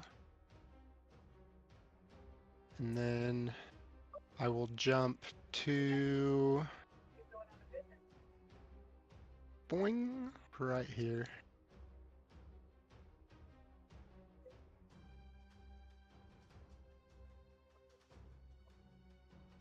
Okay. And that's all I got. Well, this just made it really easy on what I get to do. On my turn, I'm gonna make one attack with my empowered lightning. Bolt B, which is by Anduin. Or sorry, no, oh, the one over by Ivan. Fucking. Alright. Moving on. Animated breath. It's going to. You know what? It's just gonna fucking move into Ivan's space again. Okay. Anduin, at the start of your turn, please make me a dexterity save.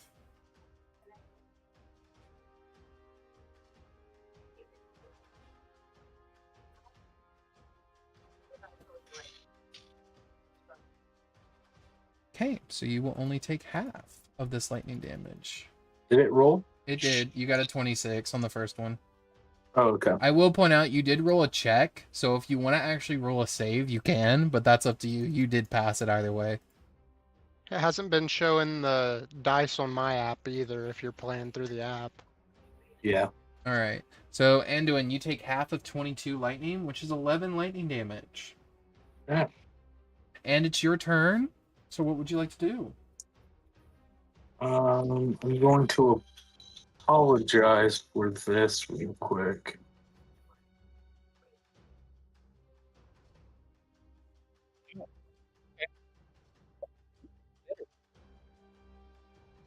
Unless it did play the song and I just didn't hear it.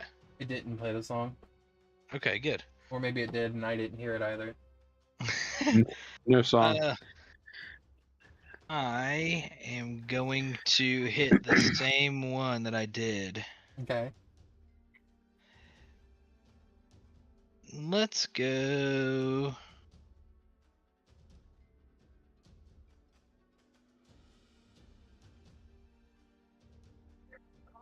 I'm gonna holy word.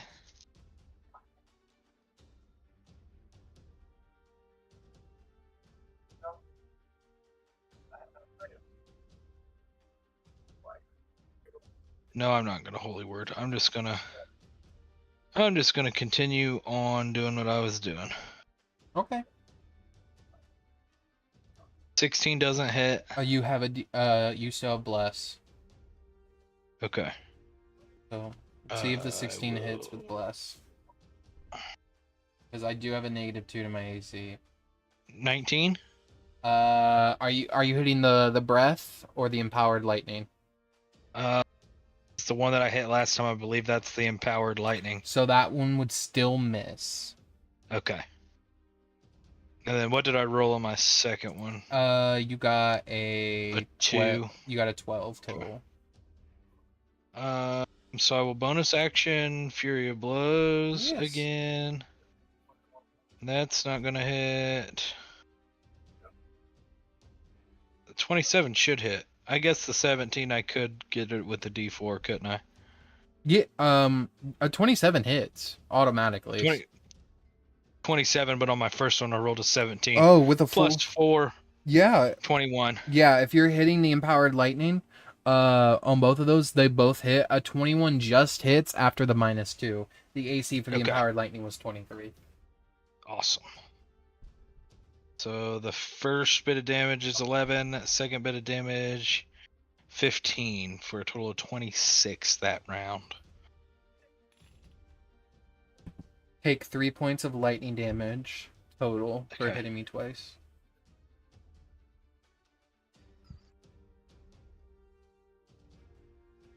Okay. Gotcha. And that's me. Alrighty. Animated Breath B is just gonna stay where the fuck it is. Ragnar is going to look at them, and Ragnar is going to cast... The fuck is this spell?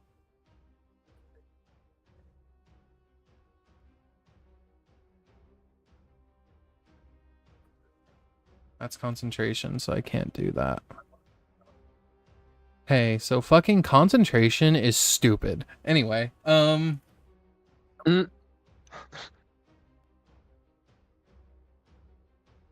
yeah, fuck it. He's gonna cast Searing Sun. No, he's not, because that's concentration. Jesus fucking Christ.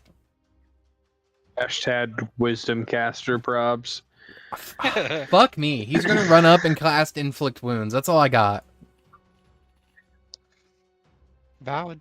It's a good spell. 51 points of damage from Inflict Wounds.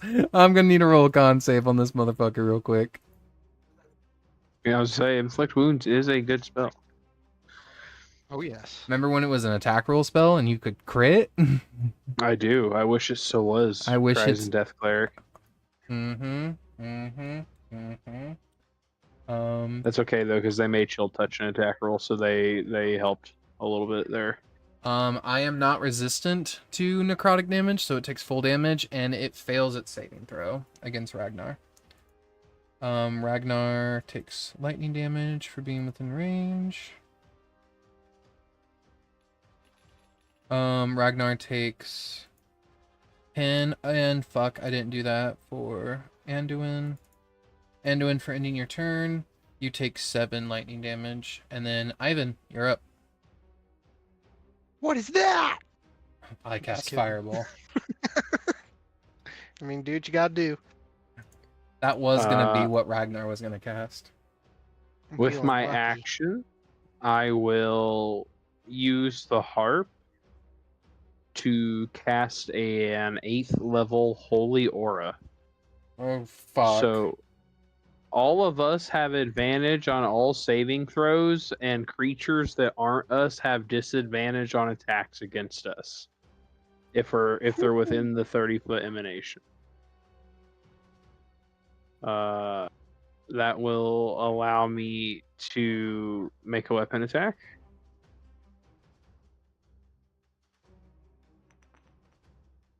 That will get luckied, It- possibly. I mean, Yeah, it's a black. natural one. So yes, please reroll. Oh, I couldn't remember if I had lucky. I do. It was almost another nat one. 21. 21 hits anything because of the -2 AC. Yeah, I'm hitting the big guy in front of me. Okay.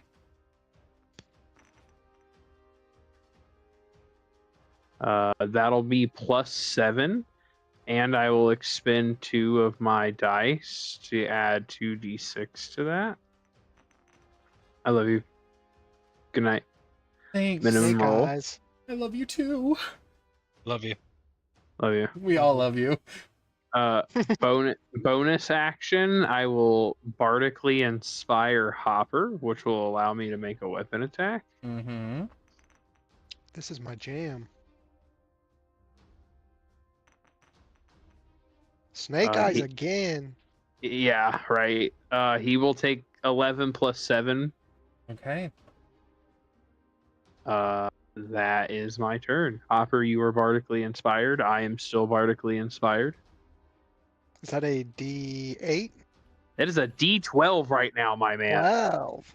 So you take Alright. a total of 7 lightning damage for hitting me twice. Not separately, so it's not 14, it's just 7. Okay. Damage taken. Yep. Good night, Freya. I love you, baby. I'm so glad. For finishing your turn right there, you do also take more lightning damage. Good night. Good night. See you tomorrow. Ivan I takes do. 9 more in lightning damage for just standing there between 2 lightning bolts. Finishing the conducting. Okay. Empowered lightning bolt that's still slowed is going to try to attack Ragnar.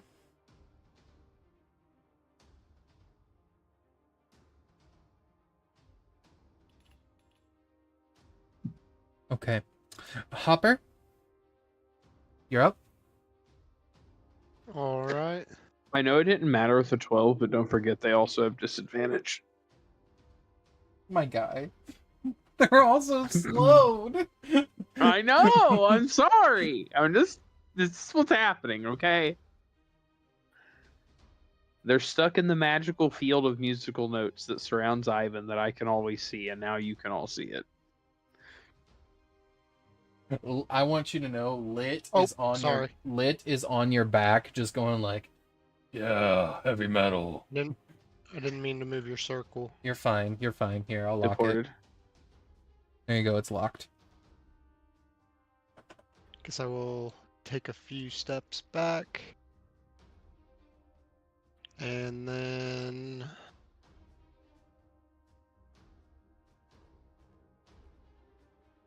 How's Anduin looking? He's been in that thing for a minute. Give me a medicine check, Hopper. A little bit of medicine. Looks like That's shit. two. You need to heal him right now. Okay. So, am I able to see him while he's inside that? It does not obscure vision, so yes. Okay. I'll just hit him with, You don't have to roll because of Beacon of Hope from Ragnar. So it'll be it's, max. it's Take max. that into consideration while you're considering your level and stuff.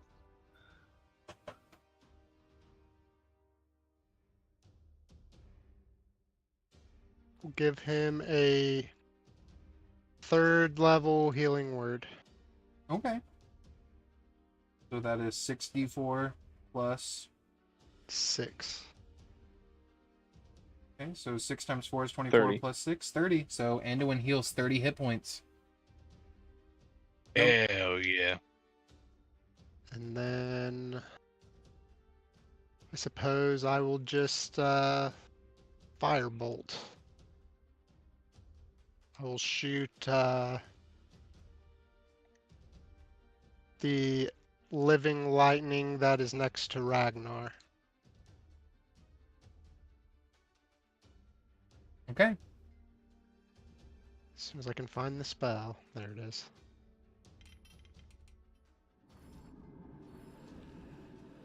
That hits. 29. And then 21 fire damage. I need Anduin and Ragnar to please make me a deck save. Oh, exploding. That's a 7, so Ragnar will take full damage.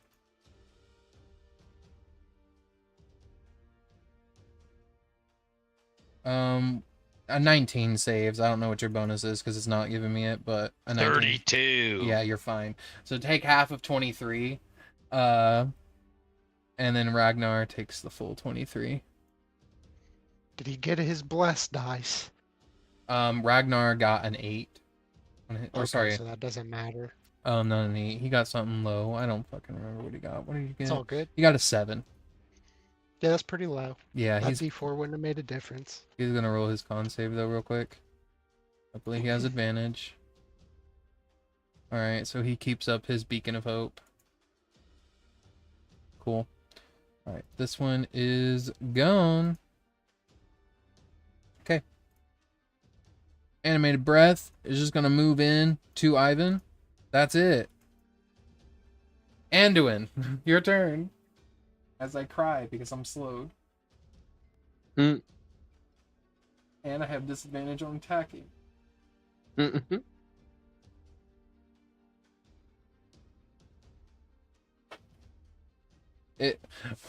If an animated bolt of lightning, Anduin could look hurt, it looks hurt.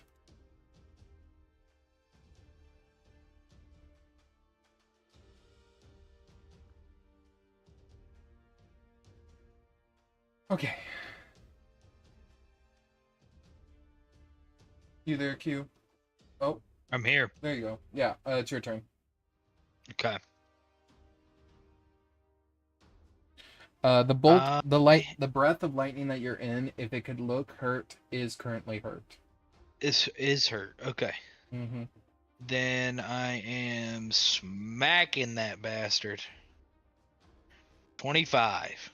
That hits. Whoa, hold on. Okay. It's 27 damage. 21. Fuck yeah. It's 21 damage. Because for some reason it's adding the radiant damage to it.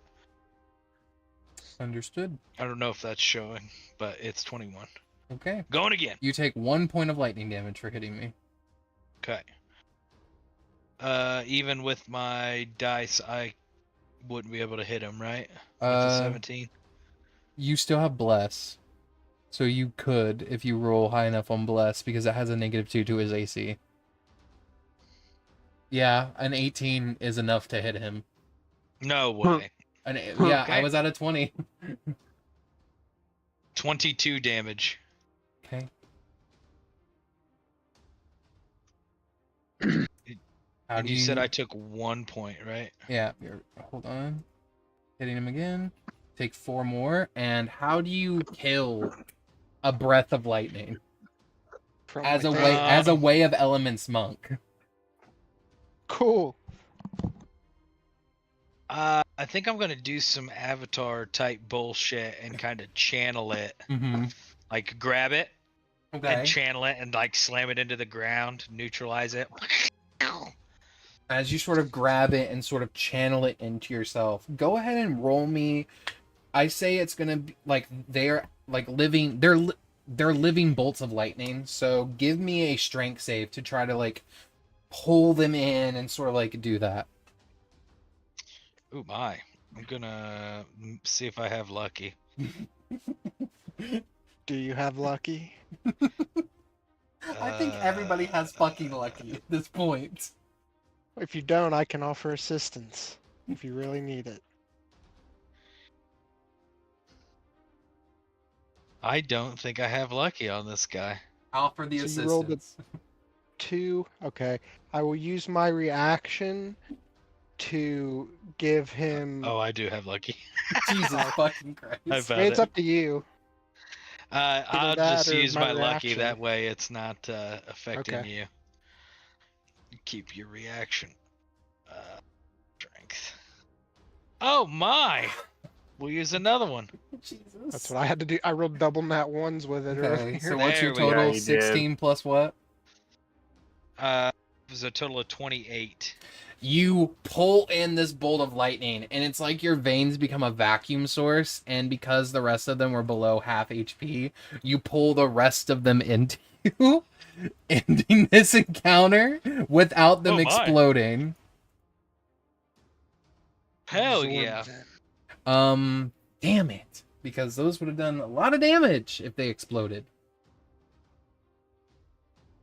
Okay, so staying in initiative right now, you guys continue to go up the stairs.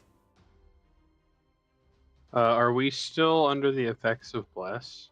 A bless will run out when you go to the next Or floor. excuse me, not bless. Ragnar's thing. Yes, it lasts.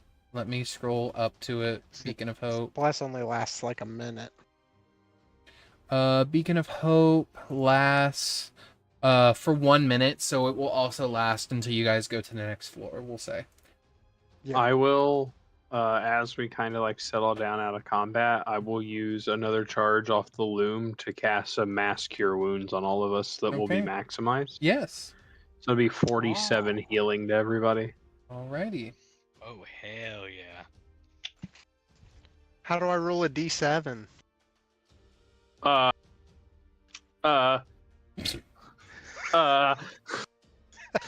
I'm banning Tyler. 4d7. Banning Can somebody Tyler. ban this guy? I can't do it. Alright. Yeah, roll 4d7s for me. All right, He said Gaz's reach just 47. got reduced 5 feet, dude. I can't. That's No. there needs to be repercussions here. Alright. As you guys begin to ascend even higher, you begin to approach the next floor. The next floor, as you guys reach it, it is littered with living bolts of lightning that don't attack. They almost seem slowed, as if they've aged. I don't think anyone here has ever seen when a living piece of magic has reached so far into its lifetime that it's actually essentially old and gray now. It is moving slow. The light is Wow. flickering within this bolt of lightning.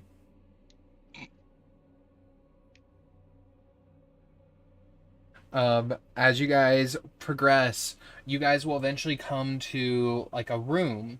It is covered in lightning bolts, but in the center of it is a sort of like spinning staff.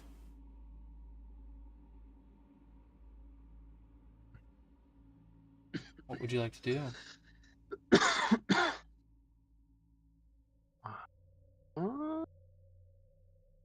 Pretty sure identifies a touch spell. It is.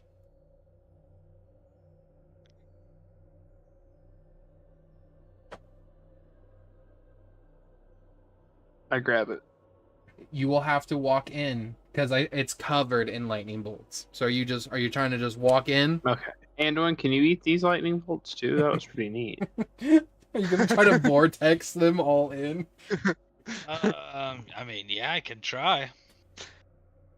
Starts powering up. Anduin. Roll me You've a got charisma this, buddy. save. A what? A charisma save. 14. Anduin. As you're stepping up to do this, there's a part of you that goes, I like killing living things. Oh. That seems fine. Yeah, that's normal. Like you I'm enjoy becoming it. murderous. Yeah, like, you kind of like it. The power that coursed through your hands when you took those bolts of lightning and you disseminated them. What would it feel like to squeeze the air out of someone? I wonder. I don't know. Let me see. Just thoughts.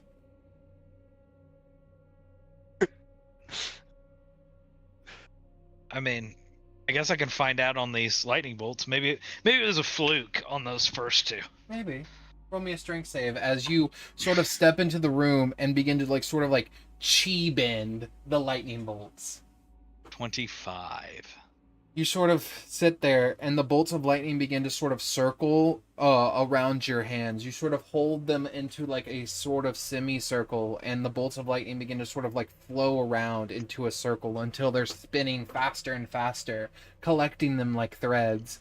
And as you sort of channel this beam of like pure lightning energy, where do you release it? Straight into the ground. Roll me a charisma save.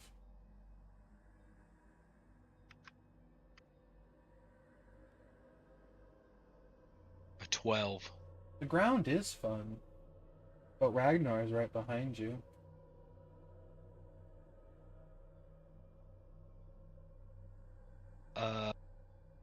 Roll me a d4.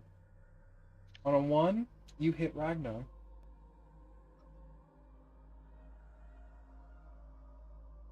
Well, All right. You sort of attempt to channel them down, and this thought takes over, and before you know it, you've released all of this lightning at Ragnar. Please roll me 24d6. 24d6. Mm-hmm. Jesus Christ. Ragnar will attempt a Okay, deck hold on. save. 18. And if I look at Anduin's...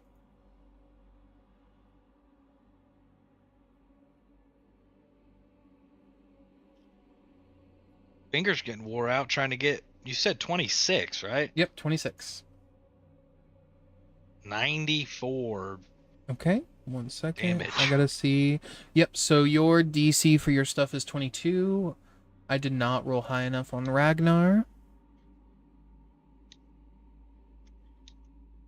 Wonderful. Ragnar immediately takes 94, and he is blasted against the wall. And just falls to the ground. His armor smoking as he looks at Anduin and says, What? What the fuck? Anduin, you come to, unsure of what just happened. Not exactly what I meant, but I mean, Ivan, lightning's gone. Yeah, you feel the book changing again. quit that. I just say that out loud. Just Mhm. quit that. The gap grows. Is he okay? He is below half. You doing all right there, Good Anduin? lord. Ragnar will stand up and begin to just sort of like take a healing potion and begin to like heal himself. Yeah, I think I'm fine. I just kind of miscalculated where that magic was gonna go.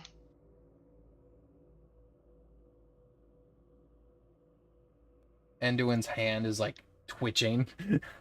It's like a full like animation, like when like Tom and Jerry, when Tom gets like electrocuted, all of his Yeah. hair stands all the way up. All right, let me roll. Are you okay? Yeah, I'll be fine. He's gonna roll his healing potion. 22 plus 20, so 42. There we go. All right, he's looking better. Just a little singed. Now Ivan, do you walk up to the staff? I kind of like look at Anduin and I look at Ragnar. You'll have that on these big jobs, I guess, and I'll just go over and try and I take have the faith staff. in you. You can do this. Hopper, Guidance. as Ivan walks over to touch the staff, Hopper, you sort of feel this like moment where like time froze. You're not sure how long time froze. You're not sure if anyone else noticed it, and then it started back up. The gap is growing. Ivan, you touch the staff and you cast Identify. Yeah. It is a staff gap. of lightning and thunder. Oh, Ooh. It's the gap between ticks. You look at Anduin, I- Hopper, and you, Hopper, are seeing chronomancy sort of like slowly encircling Anduin. You hear in your head, needs another dose.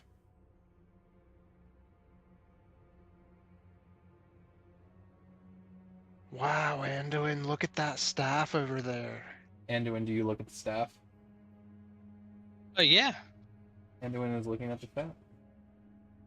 And I'll just sprinkle a little Sleight of more on the hand. back of his head. With advantage, because he willingly looked away. It's nothing bad, don't worry.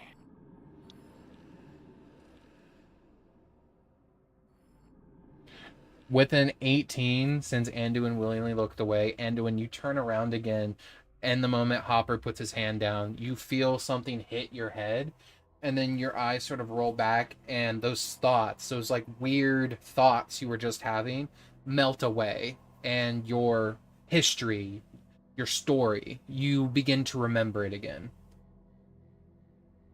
Okay.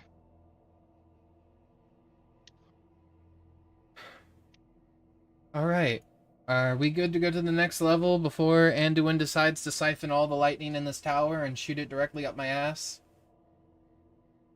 Says Ragnar. I truthfully didn't I mean to think- do that. I think it's a good idea. I don't know how much power is truly in this place. All right. Surely it's not something that is easy to resist. Surely, one would hope. As you guys continue going up higher and higher, you guys begin to realize you're about to reach the final stair. About to head outside. I couldn't put an elevator in this place.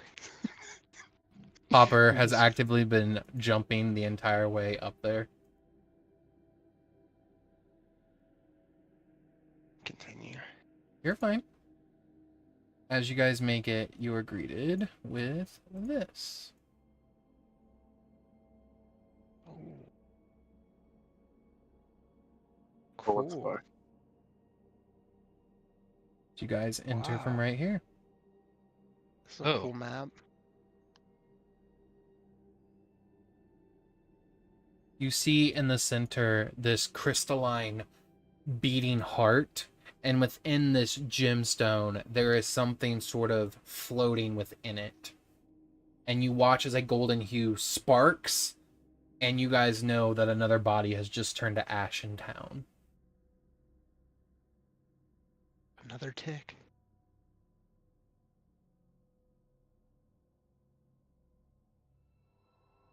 Well, we got to figure out how to get it down, boys.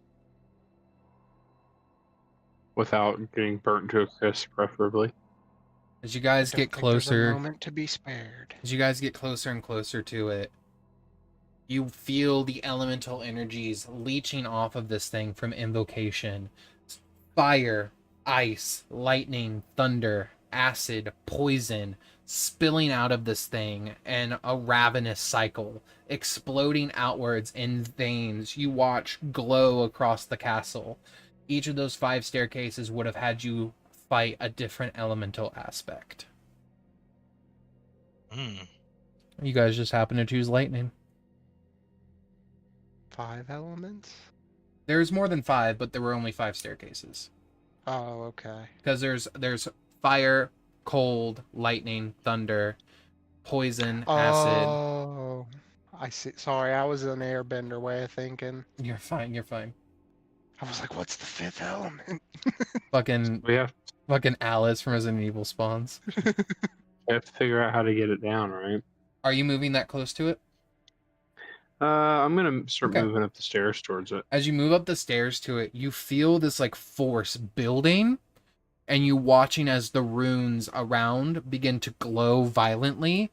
Do you take any more steps? No, Okay. not yet. You see earth and rocks sort of floating around it, held aloft by just raw thunder energy. Careful, Ivan. All right, boys.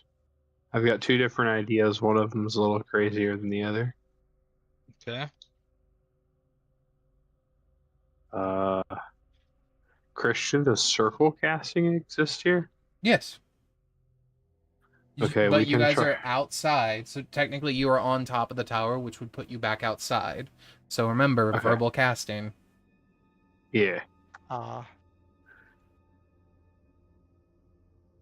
Am I affected by this to the same level as everybody else since I can't be silenced? It's not exactly silence because Okay. you can still speak. It's just affecting you whenever you cast a spell with a verbal component specifically.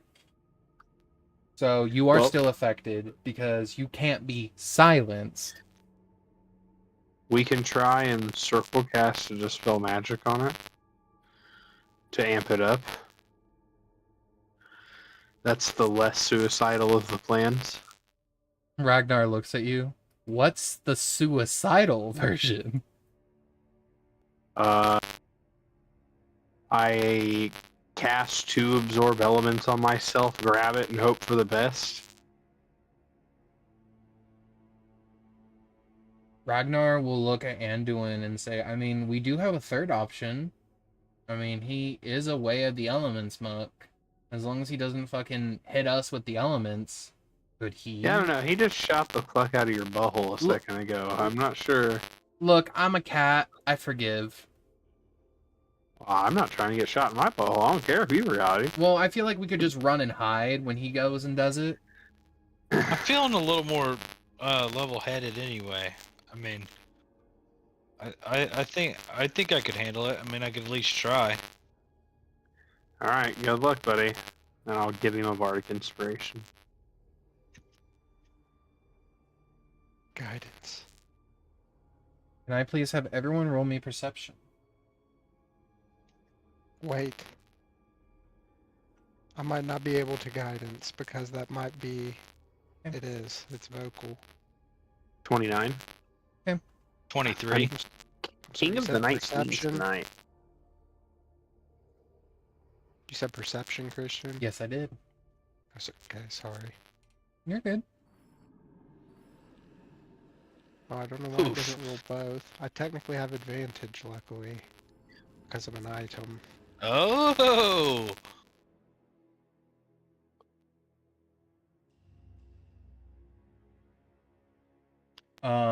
The good rod. Anduin. helped me out there. As you step up and attempt to do this, what is the first thing you will do as you begin to see thunder energy beginning to expand rapidly, as if reacting to a presence of someone?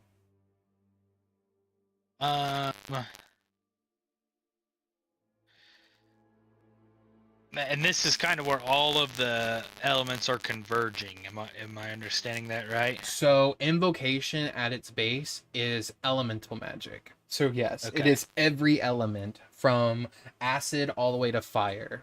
The only elements invocation normally is not is radiant, necrotic, and psychic. Those are normally for others, but it can do them.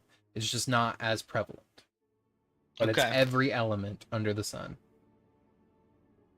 I am going to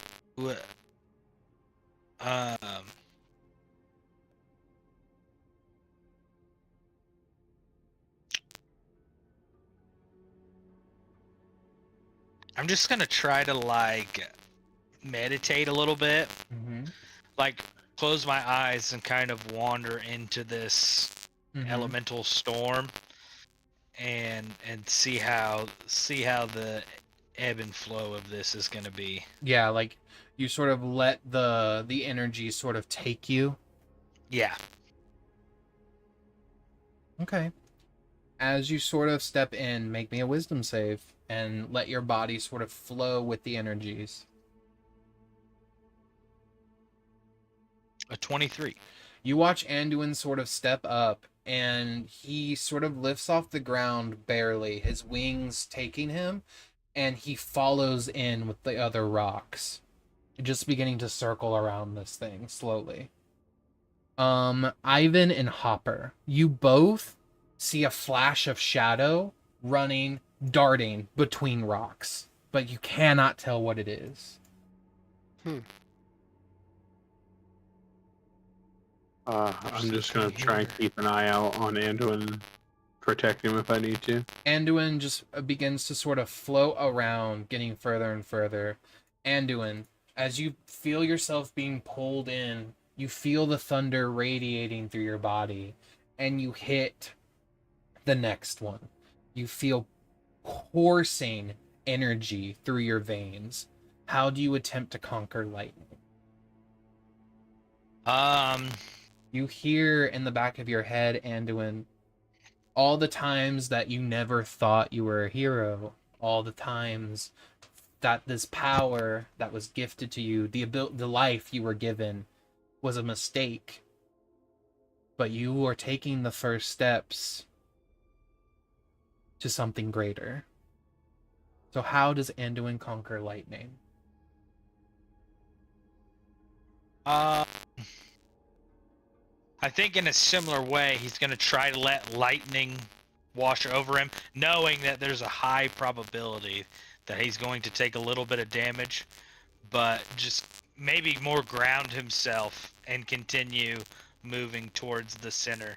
Your Understanding wings. that he's going to take a little damage. You sort of push yourself in. Make me a strength save. You feel the lightning rushing all over your body, striking you. A 30.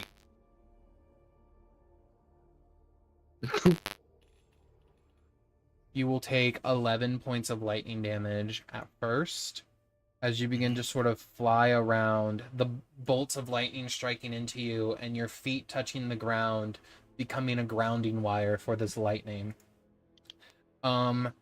Hopper, Ivan, and Anduin. Anduin, make me perception with disadvantage. Hopper and Ivan, make me perceptions, please.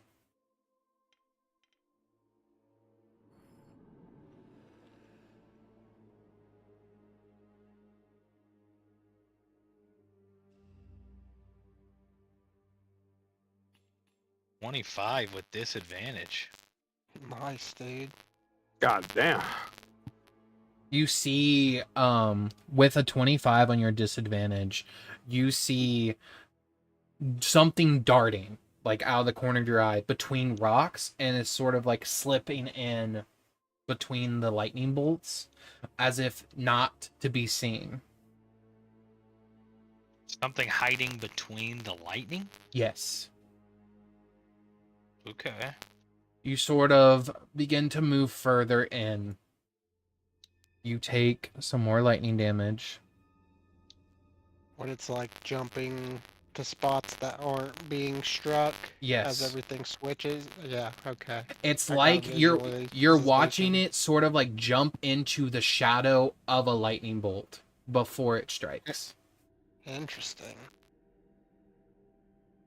Okay, so that is 24 lightning damage, Rook. Or Rook, fucking looking at Q. Anduin.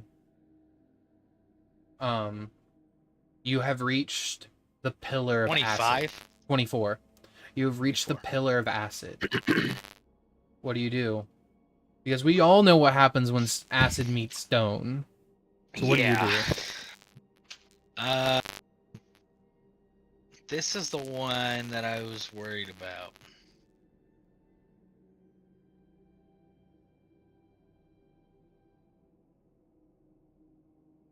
Make me. Can you make me either a history or a religion check, Anduin?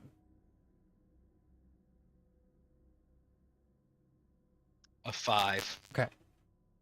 With a 5, the memories aren't quick, but you see when people of your monk tradition, you see them conquering the elements one by one.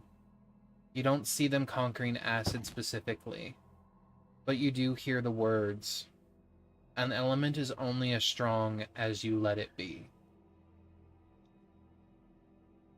What do you do?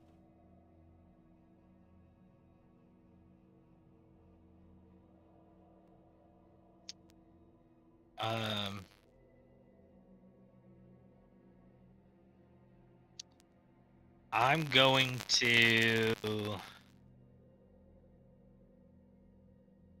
I don't know. I'm going to Shield of Faith. Give myself a little more AC.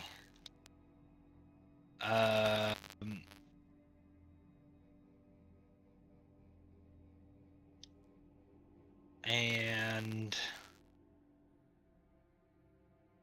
I think I'm going to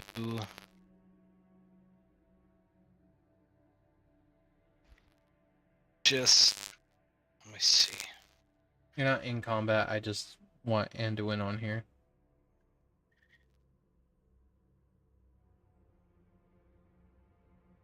I'm going to repeatedly cast elementalism on myself. Okay. Ooh. I'm going to beckon water.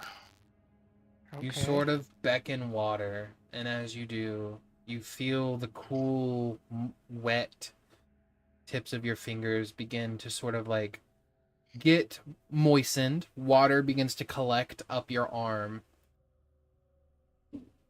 Go ahead and make me another wisdom save.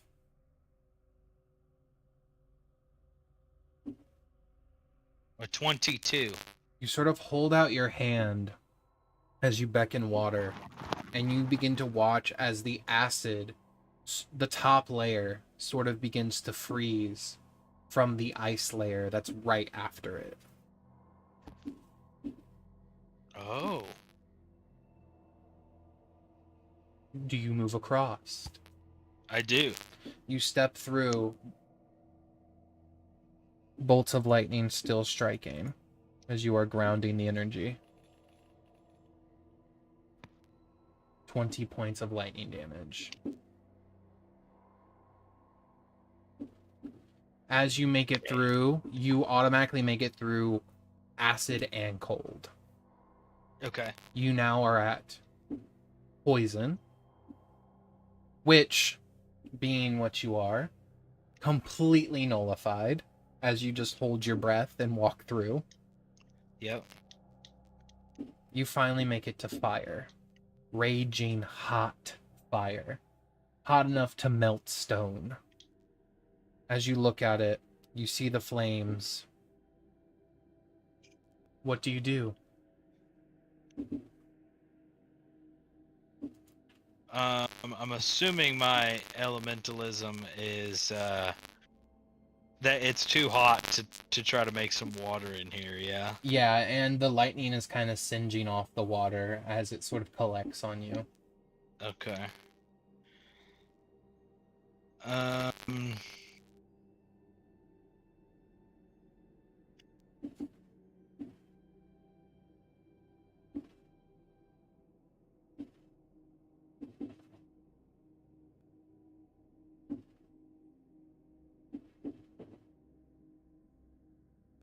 Um,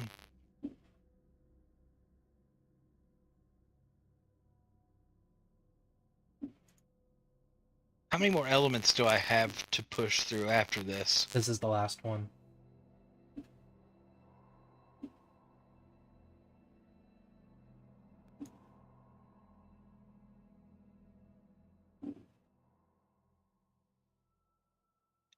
Okay.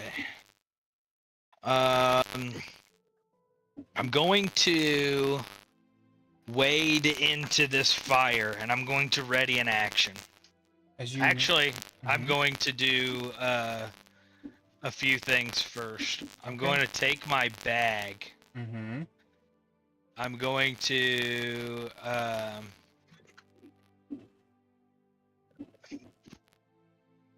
my bag of holding. I'm going to put my Avenger Maul into it, my Dragonhide belt, Mm-hmm. my Signet ring, Mm-hmm. and any other possessions that I don't really need right now. The only thing I'm going to have on my person is my gloves. Yeah. I'm going to leave my bag here before I walk into the fire. And then I'm going to kind of wade into the fire and ready in action. The fire begins to immediately burn around you. Make me a con save. The lightning striking you. A 21. Okay, so you will take half of this fire damage.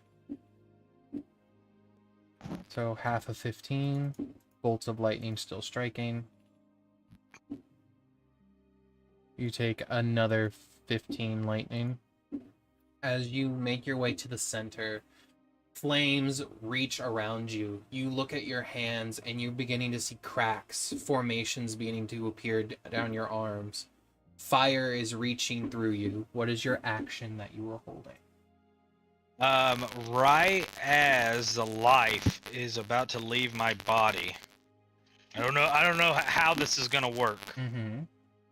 but I'm gonna try to deal bludgeoning damage to myself and capture my own soul in the gloves of soul catching and kind of launch them through the last little bit to get towards the center of this thing.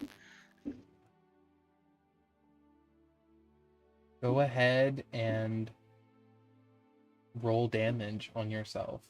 You do not have to make an attack roll.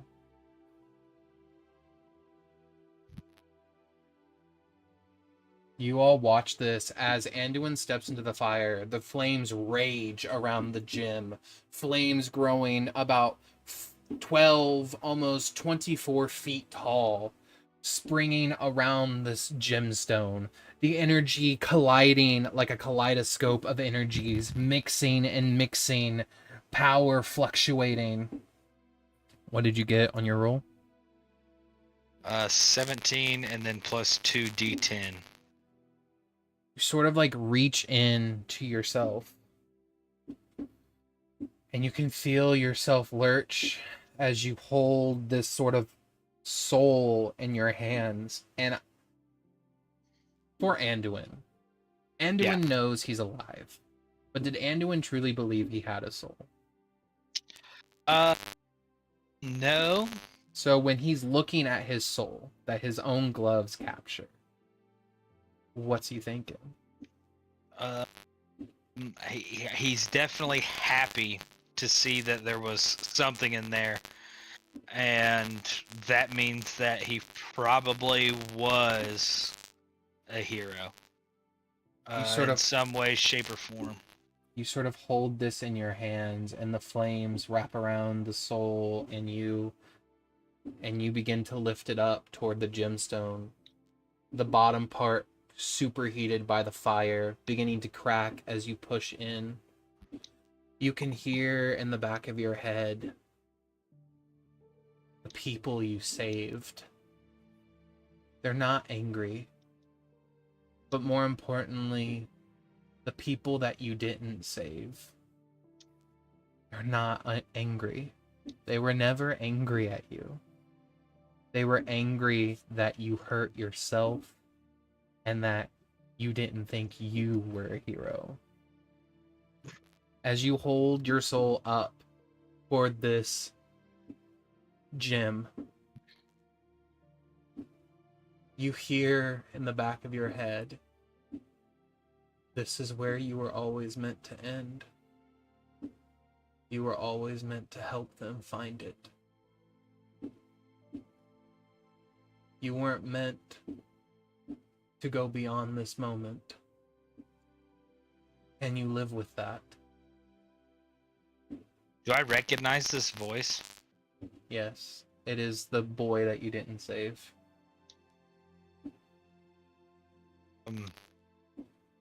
Yeah, yes, I can. This actually makes the most sense out of anything that's happened in my life. So I'm very okay with it. You watch Anduin as a shadow jumping around you sort of lands on your shoulder. As your soul reaches up and begins to shatter through, you see this hand reaching in just above you to grab what's in there. And you are caught face to face with a person you've never met before. But Rook, you hear his soul as the whispers on the mask begin to tell you his story. You have never seen a true hero, Rook, in your lifetime. And you are told Anduin's entire story from his soul. From all the souls he carried, from all the people he saved and didn't save. As you grab this, Rook, what do you think? What do you feel? I think also a moment of first time in my life, Rook would be truly taken aback by seeing true heroism, a truly fully selfless act right in front of his eyes. He's going to attempt to keep Anduin's soul as well. As he goes in for this grab, maybe he takes the, I don't know how long the gauntlets can keep the soul or anything like that. So, But as Rook grabs the artifact and attempts to grab the soul, you hear a voice in your head, Rook. No. You can't take everything. You need to let it go. Not everything needs to be coveted. Not everything needs to be held. Sometimes the beauty is knowing that you saw it and that it'll never be seen again.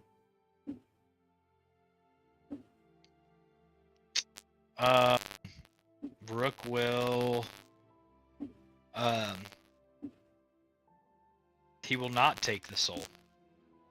You watch as it flies up toward you, Rook, and it sort of protects you from the flames and heat as you grab the artifact. This small sort of like calcified stone with jagged edges of different colors for each element. And you hear in the back of your head just a solemn thank you. And Rook, as you intentionally let go of something you could have stolen, you look at the mark of greed on your skin and you watch it fade.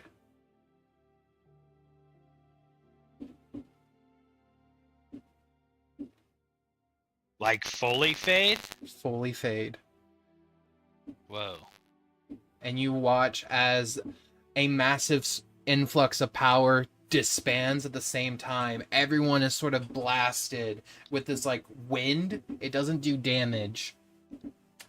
And standing on top of a completely broken, completely cracked, basically destroyed statue of Anduin is Rook Duskmantle holding the artifact.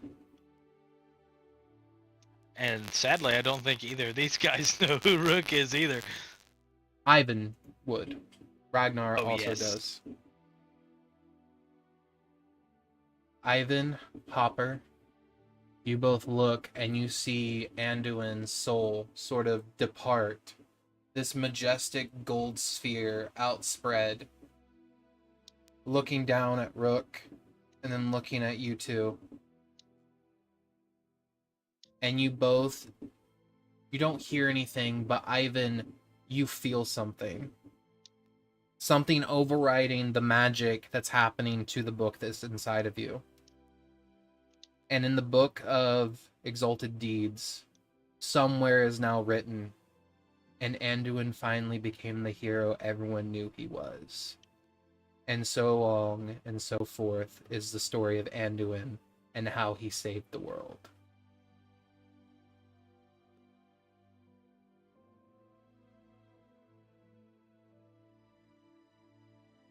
Fully a hero. And you guys are just left staring at each other. Anduin is gone. If Anduin had any final words he wanted to say, feel free to say them in this moment. If not, it will fade away. And slowly, the tower will begin to sort of like put itself together as the elemental interference is beginning to break apart. I don't think Anduin had any final words. He just fade away. Rook, the first person to speak at you, you see Ragnar look at you and just say, Rook?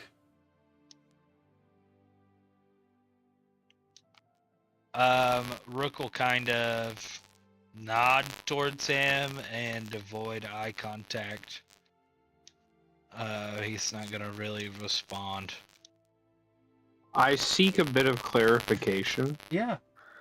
Ivan is fully aware of the whole ordeal between Rook and Seymour, right? I will, yeah, whatever Seymour wanted to share, Ivan knows. I need Rook to make a Wisdom 27 saving throw. Okay.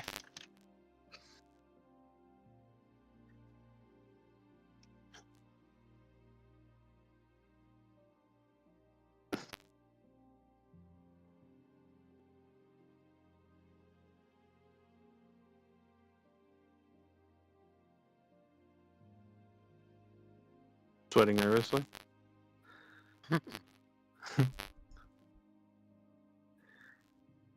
Even if I hit a natural 20, I could only get a 22. You are dominated. Okay. Oh shit. Okay. And you will start walking towards me. I will say, Rook is totally dominated and he is walking towards you, but dominate a creature means that you have a telepathic bond to them. So as Rook walks to you, Rook, in your head, what are you thinking? And what does Ivan get access to see as he has fully dominated your mind right now? Surface level, he's probably like, oh, what the hell is going on here? Middle of the brain, he's very much ready to help the party again. He wants to try to make up for where he left everybody at. And very deep-seated back in the mind, he's very worried about a deal that was probably way over his head and pay grade to take, that he took, that has potentially changed a lot of things. Those would be the big key points. Rook eventually makes it to be in front of Ivan. Does it go both ways? I will let it go both ways. I mean, he can't. I will say this because you're the caster of the spell. He may not remember what he gets from you, but you will remember what you got from him. But if you want to Okay. share right now with what's going through the spell, you can, just so he knows while the spell's active. So while Rook is walking up to me, Mm-hmm. I pull my sword out and I'm just holding it in front of me. So Mhm. he's like walking towards the tip of my blade. Mm-hmm. And in his head, he'll see like a flash of Seymour in the bar casting dancing lights over his head. And he'll see a flash of Seymour and him in the kitchen. And then he'll see a flash of the betrayal. And then out loud, Ivan will say, "Stop." And he'll be inches from the tip of the sword. Yeah. It can't hurt you. That spell can't. And then I'll see if anybody else does anything. Ragnar just kind of looks between the two of you and says, "Where did you go?" Hopper, you are seeing this person that you have read about. This Rook person that you know of. He does not necessarily know of you. As you stare at Rook, is there anything you want to do?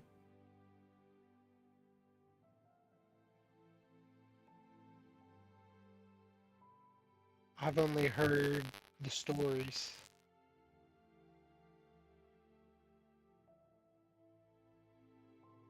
Ragnar will say stories don't do him justice. The Rook. When he stops in front of me, I'll just like spin the sword around and jam it into the ground next to him. It's like as tall as him. Mm-hmm. And then I need him to make Pleasure. another wisdom saving throw. Make another wisdom Oh. save, Rook. DC is still 27. We'll hold off on the pleasantries. A 16. Rook immediately drops to the ground, gets on his head, and starts spinning breakdance style as he is taken by Otto's irresistible dance. Yes. And then I will release my concentration on both spells. As you release the concentration, Rook, you come to your senses, and You're on your head. you also remember everything that was sent to you by Ivan through the spell, because the whispers forced it to retain.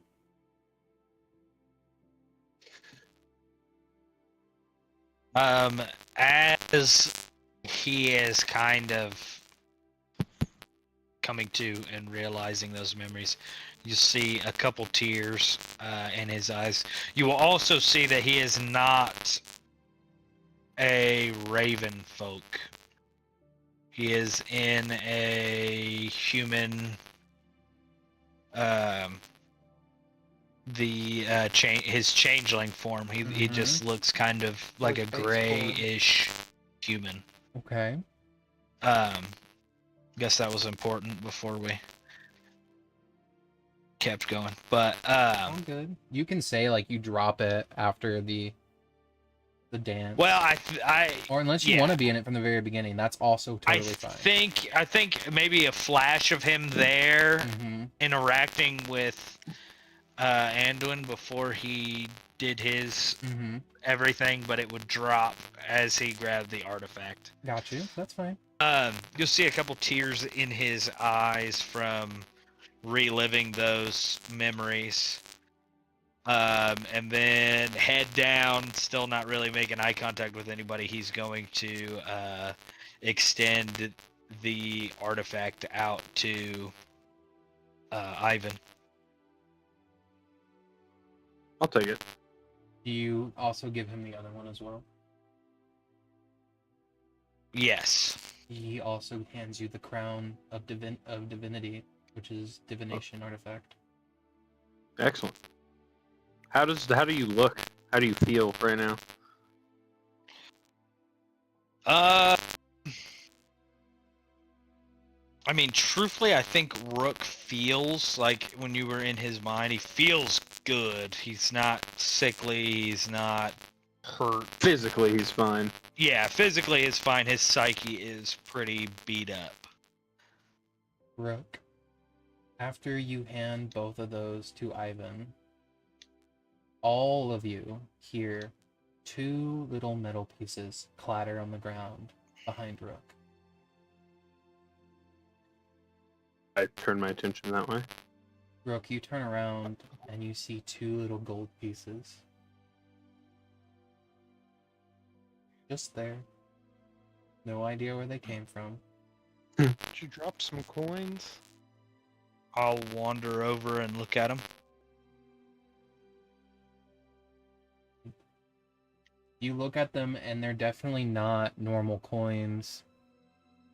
As on the heads of them, you see Seymour looking at you. And in like the little like text around him, it says the eye always knows. Huh.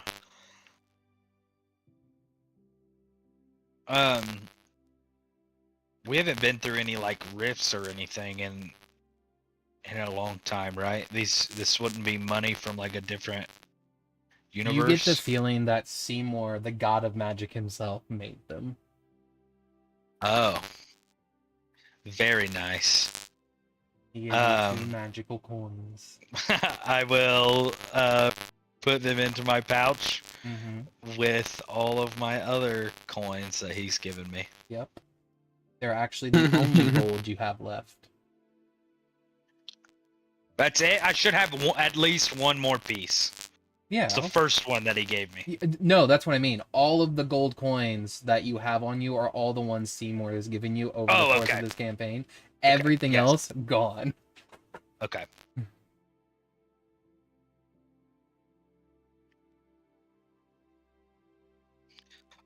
Yeah, I will put those in my pocket and then just kind of wait and see what the vibe is, if everybody wants me to hang or everybody wants me to go. Ragnar grabs you and just pulls you into a hug. Thank God you're not that fucking Anduin guy. He fucking electrocuted me for a lot. He did kind of throw a lightning bolt right at him. It was a little bit crazy. I will slightly give him a hug back. Do you want to... Are you accidentally slipping into old habits? Are you trying to pickpocket him at all? No. Okay. I'm just gonna slightly hug him back, but then kind of seriously be like, I think Anduin was probably the best of us. Yes, he was. I think everybody has Well, I'm pointing case that everybody has Oh my the god. potential to be a little bad, but Ragnar will look at you, Rook, and he will say, "We gotta get him back. We have to tell Giggle you're back." Oh, Jesus. Giggle's alive? Giggle is alive. Yeah. She may be running a genocidal murder in the name of what used to be your clan because Seymour gave her power over it before he left. Oh. Okay. Just Seymour things, and Ivan like shrugs. This is Seymour's son, Ivan, by the way. I see the resemblance a little bit. This is Hopper. He, after Gideon and Seymour ascended, Hopper sort of appeared from the God of Time. It's quite the moment to witness. The god Rook of says we time. can see the Yes. similarities. I flex sadly, looking at my arm. Yes, the God of Time sent Hopper here because I guess the worm that walks is fucking with time, or will be. I don't know. It's an anomaly. Okay, so why can't you just time backwards and make it so that the worm that walks never existed? I didn't really realize that time was like that. Well, I assume I may or may not have already tried before. Can't really recall when depending when I'm jumping around. But I'm assuming it didn't work because I'm here now. There's always another Hitler, you know.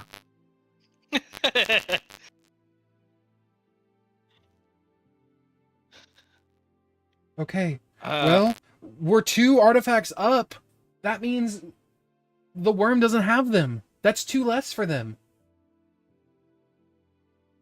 Does the worm have any artifacts? They have the conjuration one from Silvery Moon.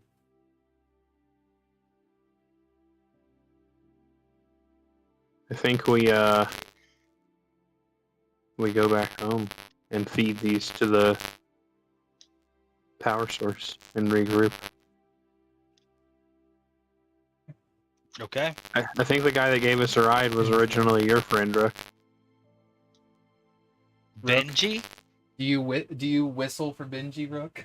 I absolutely whistle for Benji. As you whistle, you hear automaton horses sort of land, and you hear sort of like rocket thrusters go. Before we depart Mm-hmm. for wherever we're heading next,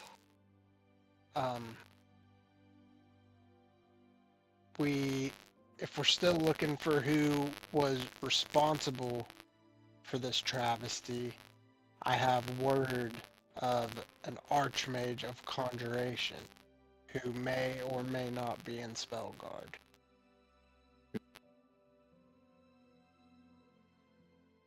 Okay. Spellguard's very hostile, isn't it? Spellguard collapsed because Yeah. it crashed. Okay. Well, I guess that doesn't narrow it down. This was information. I from do a want corpse. to point out the corpse did misspeak, and I did correct it. You may not have heard me. Silvery Moon. Oh. Oh, okay.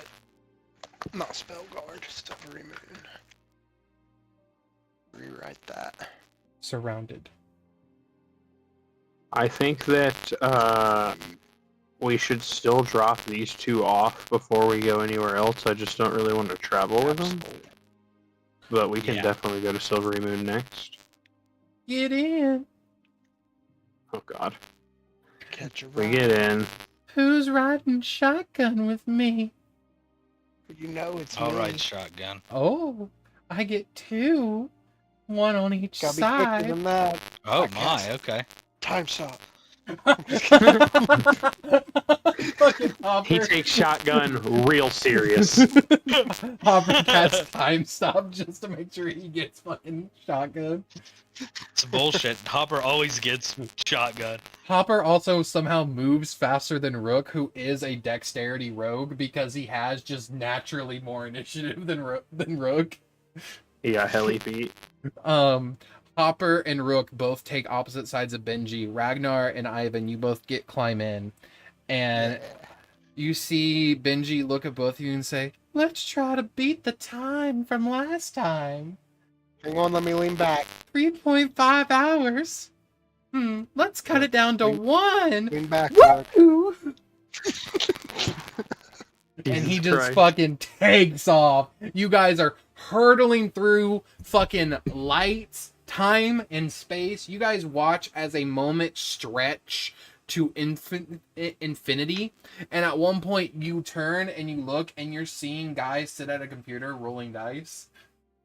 Oh, Fuck off. God. Whoa. Too meta. And then the world snaps together again, and you guys are back at your home. It's like that episode of Family Guy where Peter's Exactly. a real person sitting in the park, dude. Yeah. Alright, let me get to Seymour's home. There it is. And let me find Rook real quick.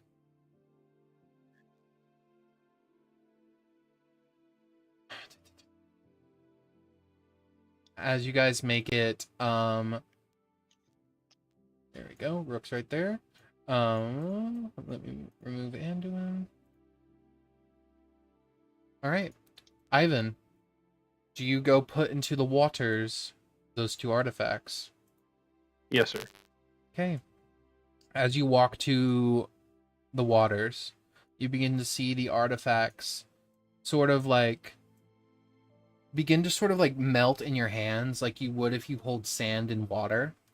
And as you watch the current begin to brightly light up, collars begin to explode around all sorts as these 2, divination and invocation, begin to be absorbed, and you watch as the sky above you sort of mimic these same shades, and you feel your magic now is even stronger. Like, it's more set in stone. It's more lively.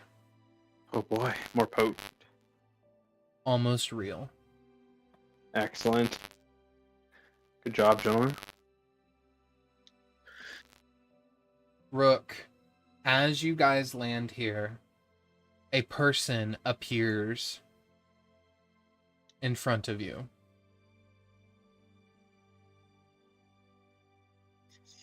You see him look you up and down.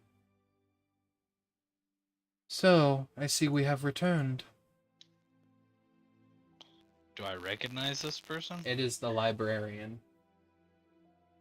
Oh.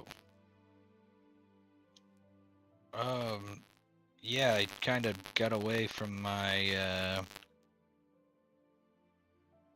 my affliction with wealth and power. I see that. It was written. Hold on, you knew that was gonna happen? Yes, it was written. So why do you not share things like that with people? What would you have learned if I had told you this? Would you not have tried to change that outcome at that time?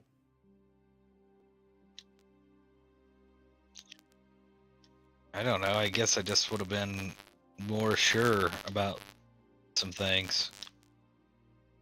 But doesn't that take the certainty out of life, out of free will? If I tell you everything that's going to happen, doesn't that make it feel like none of your choices matter? Yeah. I guess it does. Well, I did not want to do that then. Your life is yours. Your will is yours. When you're ready, the library will have you back. But you do owe us dues. Those will be paid upon entry. That is all. What kind of dues? This knowledge? He turns to you and says, knowledge, as well as friendship, and sort of vanishes. I don't really like the sound of that, but he already knows everything, so whatever.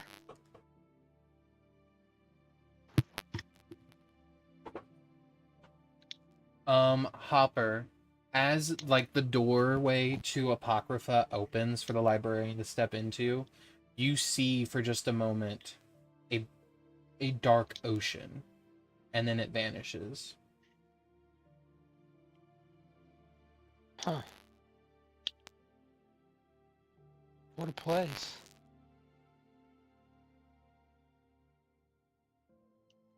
But you may all begin to take your long rest.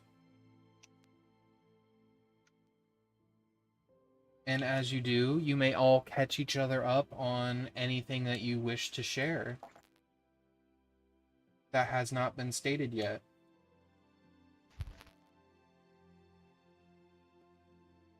Do you guys share with Rook your dreams, or do you keep that to yourself?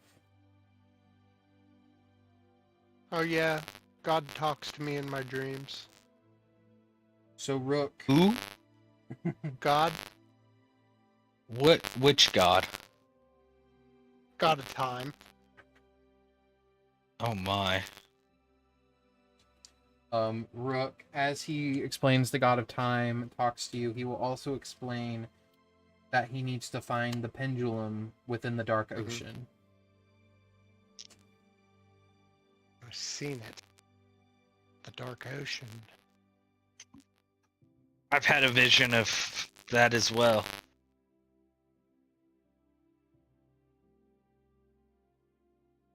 That pendulum in the dark ocean is sought after by very powerful anomaly. He explains to you that the pendulum is the first memory. Like the first collective memory? The first thing to ever have the capability of memory. Hmm. It is older than time. The worm So seeks it. Why do I have a memory of that? Maybe it's tied to your master? If you have one. Yeah, I guess that could be. There's definitely a few things that have changed since last I was with my original party.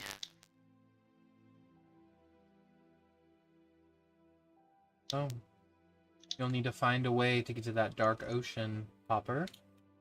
And as everyone is sort of eating, chatting, reassociating themselves with one another, I need everyone to please roll me a dexterity saving throw with disadvantage.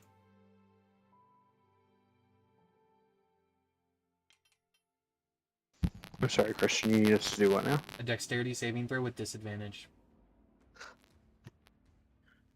Okay. I don't want to. But hang on. I have a racial thing and I'm gonna do it. Okay, go ahead. Because I don't get to use this one very much. Okay. 16. I assume the 9 is gonna be a fail. Because it says when I fail a dex saving throw. It does. It is a fail. You are correct. I can use my reaction to roll a d4, add it to the save, potentially turning failure into success. I will tell you now. Is that- No. It's not enough? 4 will Okay. not help you. Okay.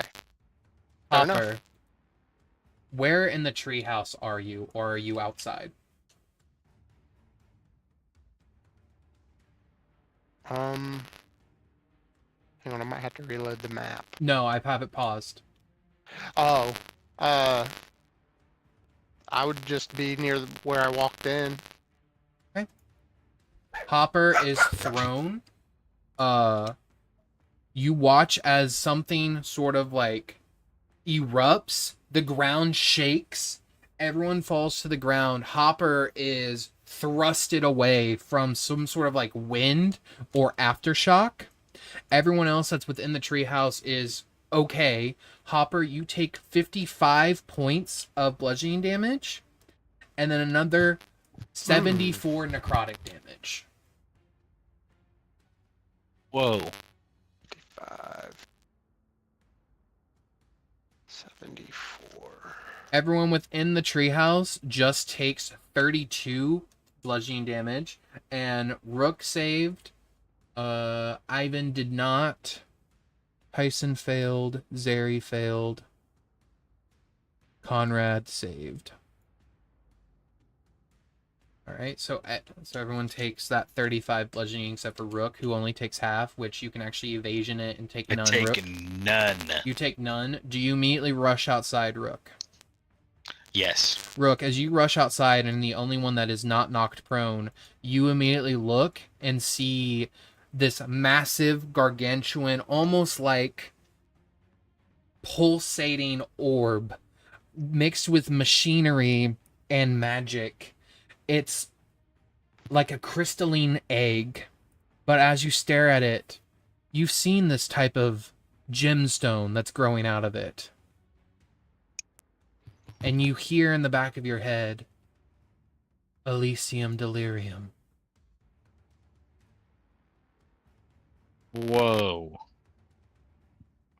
Something is growing, and you look around and you see magic is being drained. You see the Seymour Lacrum sort of stand up out of the river, look around, and is severely hurt. He sort of grabs himself to the other side and sort of holds on. You are watching this thing pulse and absorb more energy. Ivan, the magic map that tells you what all the artifacts are, you watch it explode into light as you see 7 more hotspots appear on the map, indicating where more of these machines have dropped in Faerun. Jesus. You all hear in the back of your heads. Regardless if I have the artifacts or not, I will be bound to this realm. Those things are made of delirium? The shard is a massive delirium shard. And it's not just any delirium shard. It is a delirium. It is Elysium delirium. Holy shit.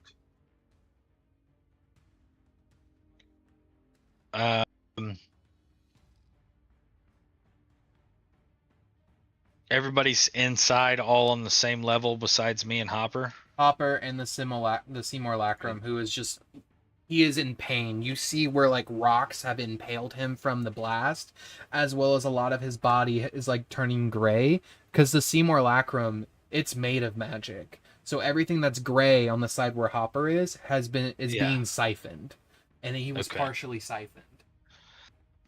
I'm running over to the Seymour Lacrum.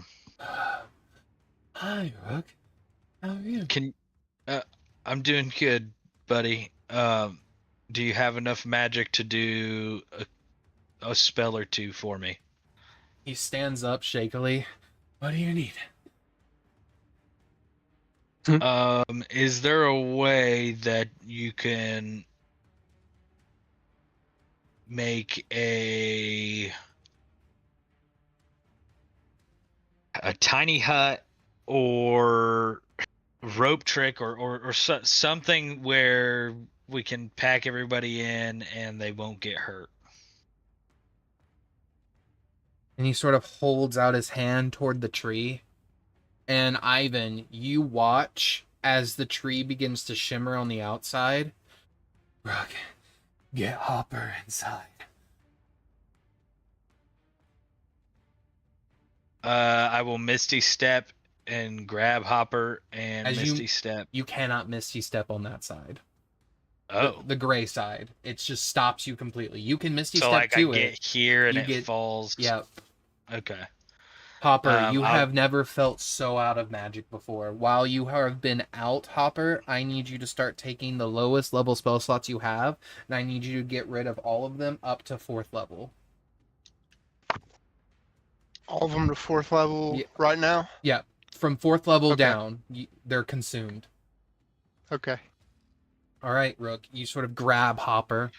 I'll grab Hopper, and since I can't magically do anything, I'll just run us back across. Yeah, you the river. wade through, and you see Seymour Lacrum holding his hand out, and as you guys push through the door, Seymour Lacrum begins to sort of like walk toward the tree, and he says, I can do this. Ivan, you know the spell that Seymour Lacrum is doing is an 8th level spell. He is essentially doing a Seymour spell, we'll call it. He is casting teleportation circle and at the same time travel via plants to not only move you all, but the tree as well. Holy shit, that's badass. Fuck. As he finishes That's some his Seymour spell, shit. you see him look at you all and say, and he begins to run toward the door, and you watch as mechanical vines wrap around him, and before he has a chance to grab anything, the tree vanishes, and you watch as Seymour Lacrum is pulled into the gemstone. Oh hell no, dude. This guy's cooked now. He fucked with the Seymour Lacrum. Seymour Lacrum is dead. I'll remember this. You will. No. And the tree vanishes. Where it goes, we'll find out next time. Oh shit. Ooh. Damn. Good session, boys. Yeah. Who would have thought the trauma buddies would have the most emotional setting? Oh shit. Oh my god. Did you guys expect Anduin to fucking die? No.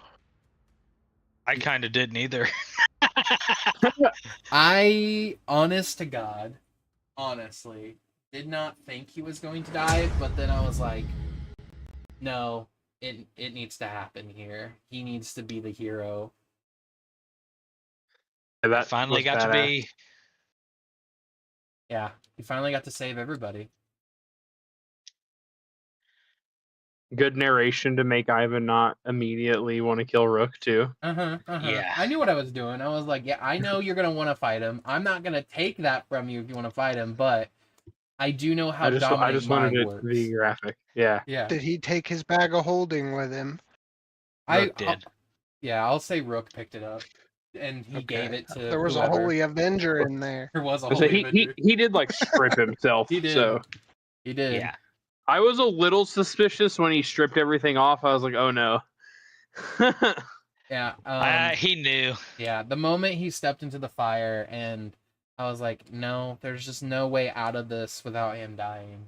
There's no way. Now, do I think he could have maybe tanked it and made it Possibly. all the way through, depending on how many checks Christian made me do? Mhm. He might have been able to. He might have but been able to tank it. Honestly, he might have been able to tank it, but the issue is I honestly don't think No, it was time. I'm with you. Yeah, I And don't taking the lightning damage too, Yeah. I don't know. because it was gonna be this thing where like if he did grab it, because he sort of like dispelled the power within himself by pulling out his soul and having it just dilute through the gem itself. If Anduin had been the one to pull the stone, it would have caused basically two energies to collide, the ambient lightning energy and the energy coming from the stone, and there would have been another explosion that would have sent you guys hurtling off of the tower if you didn't make the strength saves, essentially. Good God. All right, boys. Fantastic sesh. I do have to hop. No problem. Hey, Catch you, Y'all have level a great 15, night. whoever's not level 15.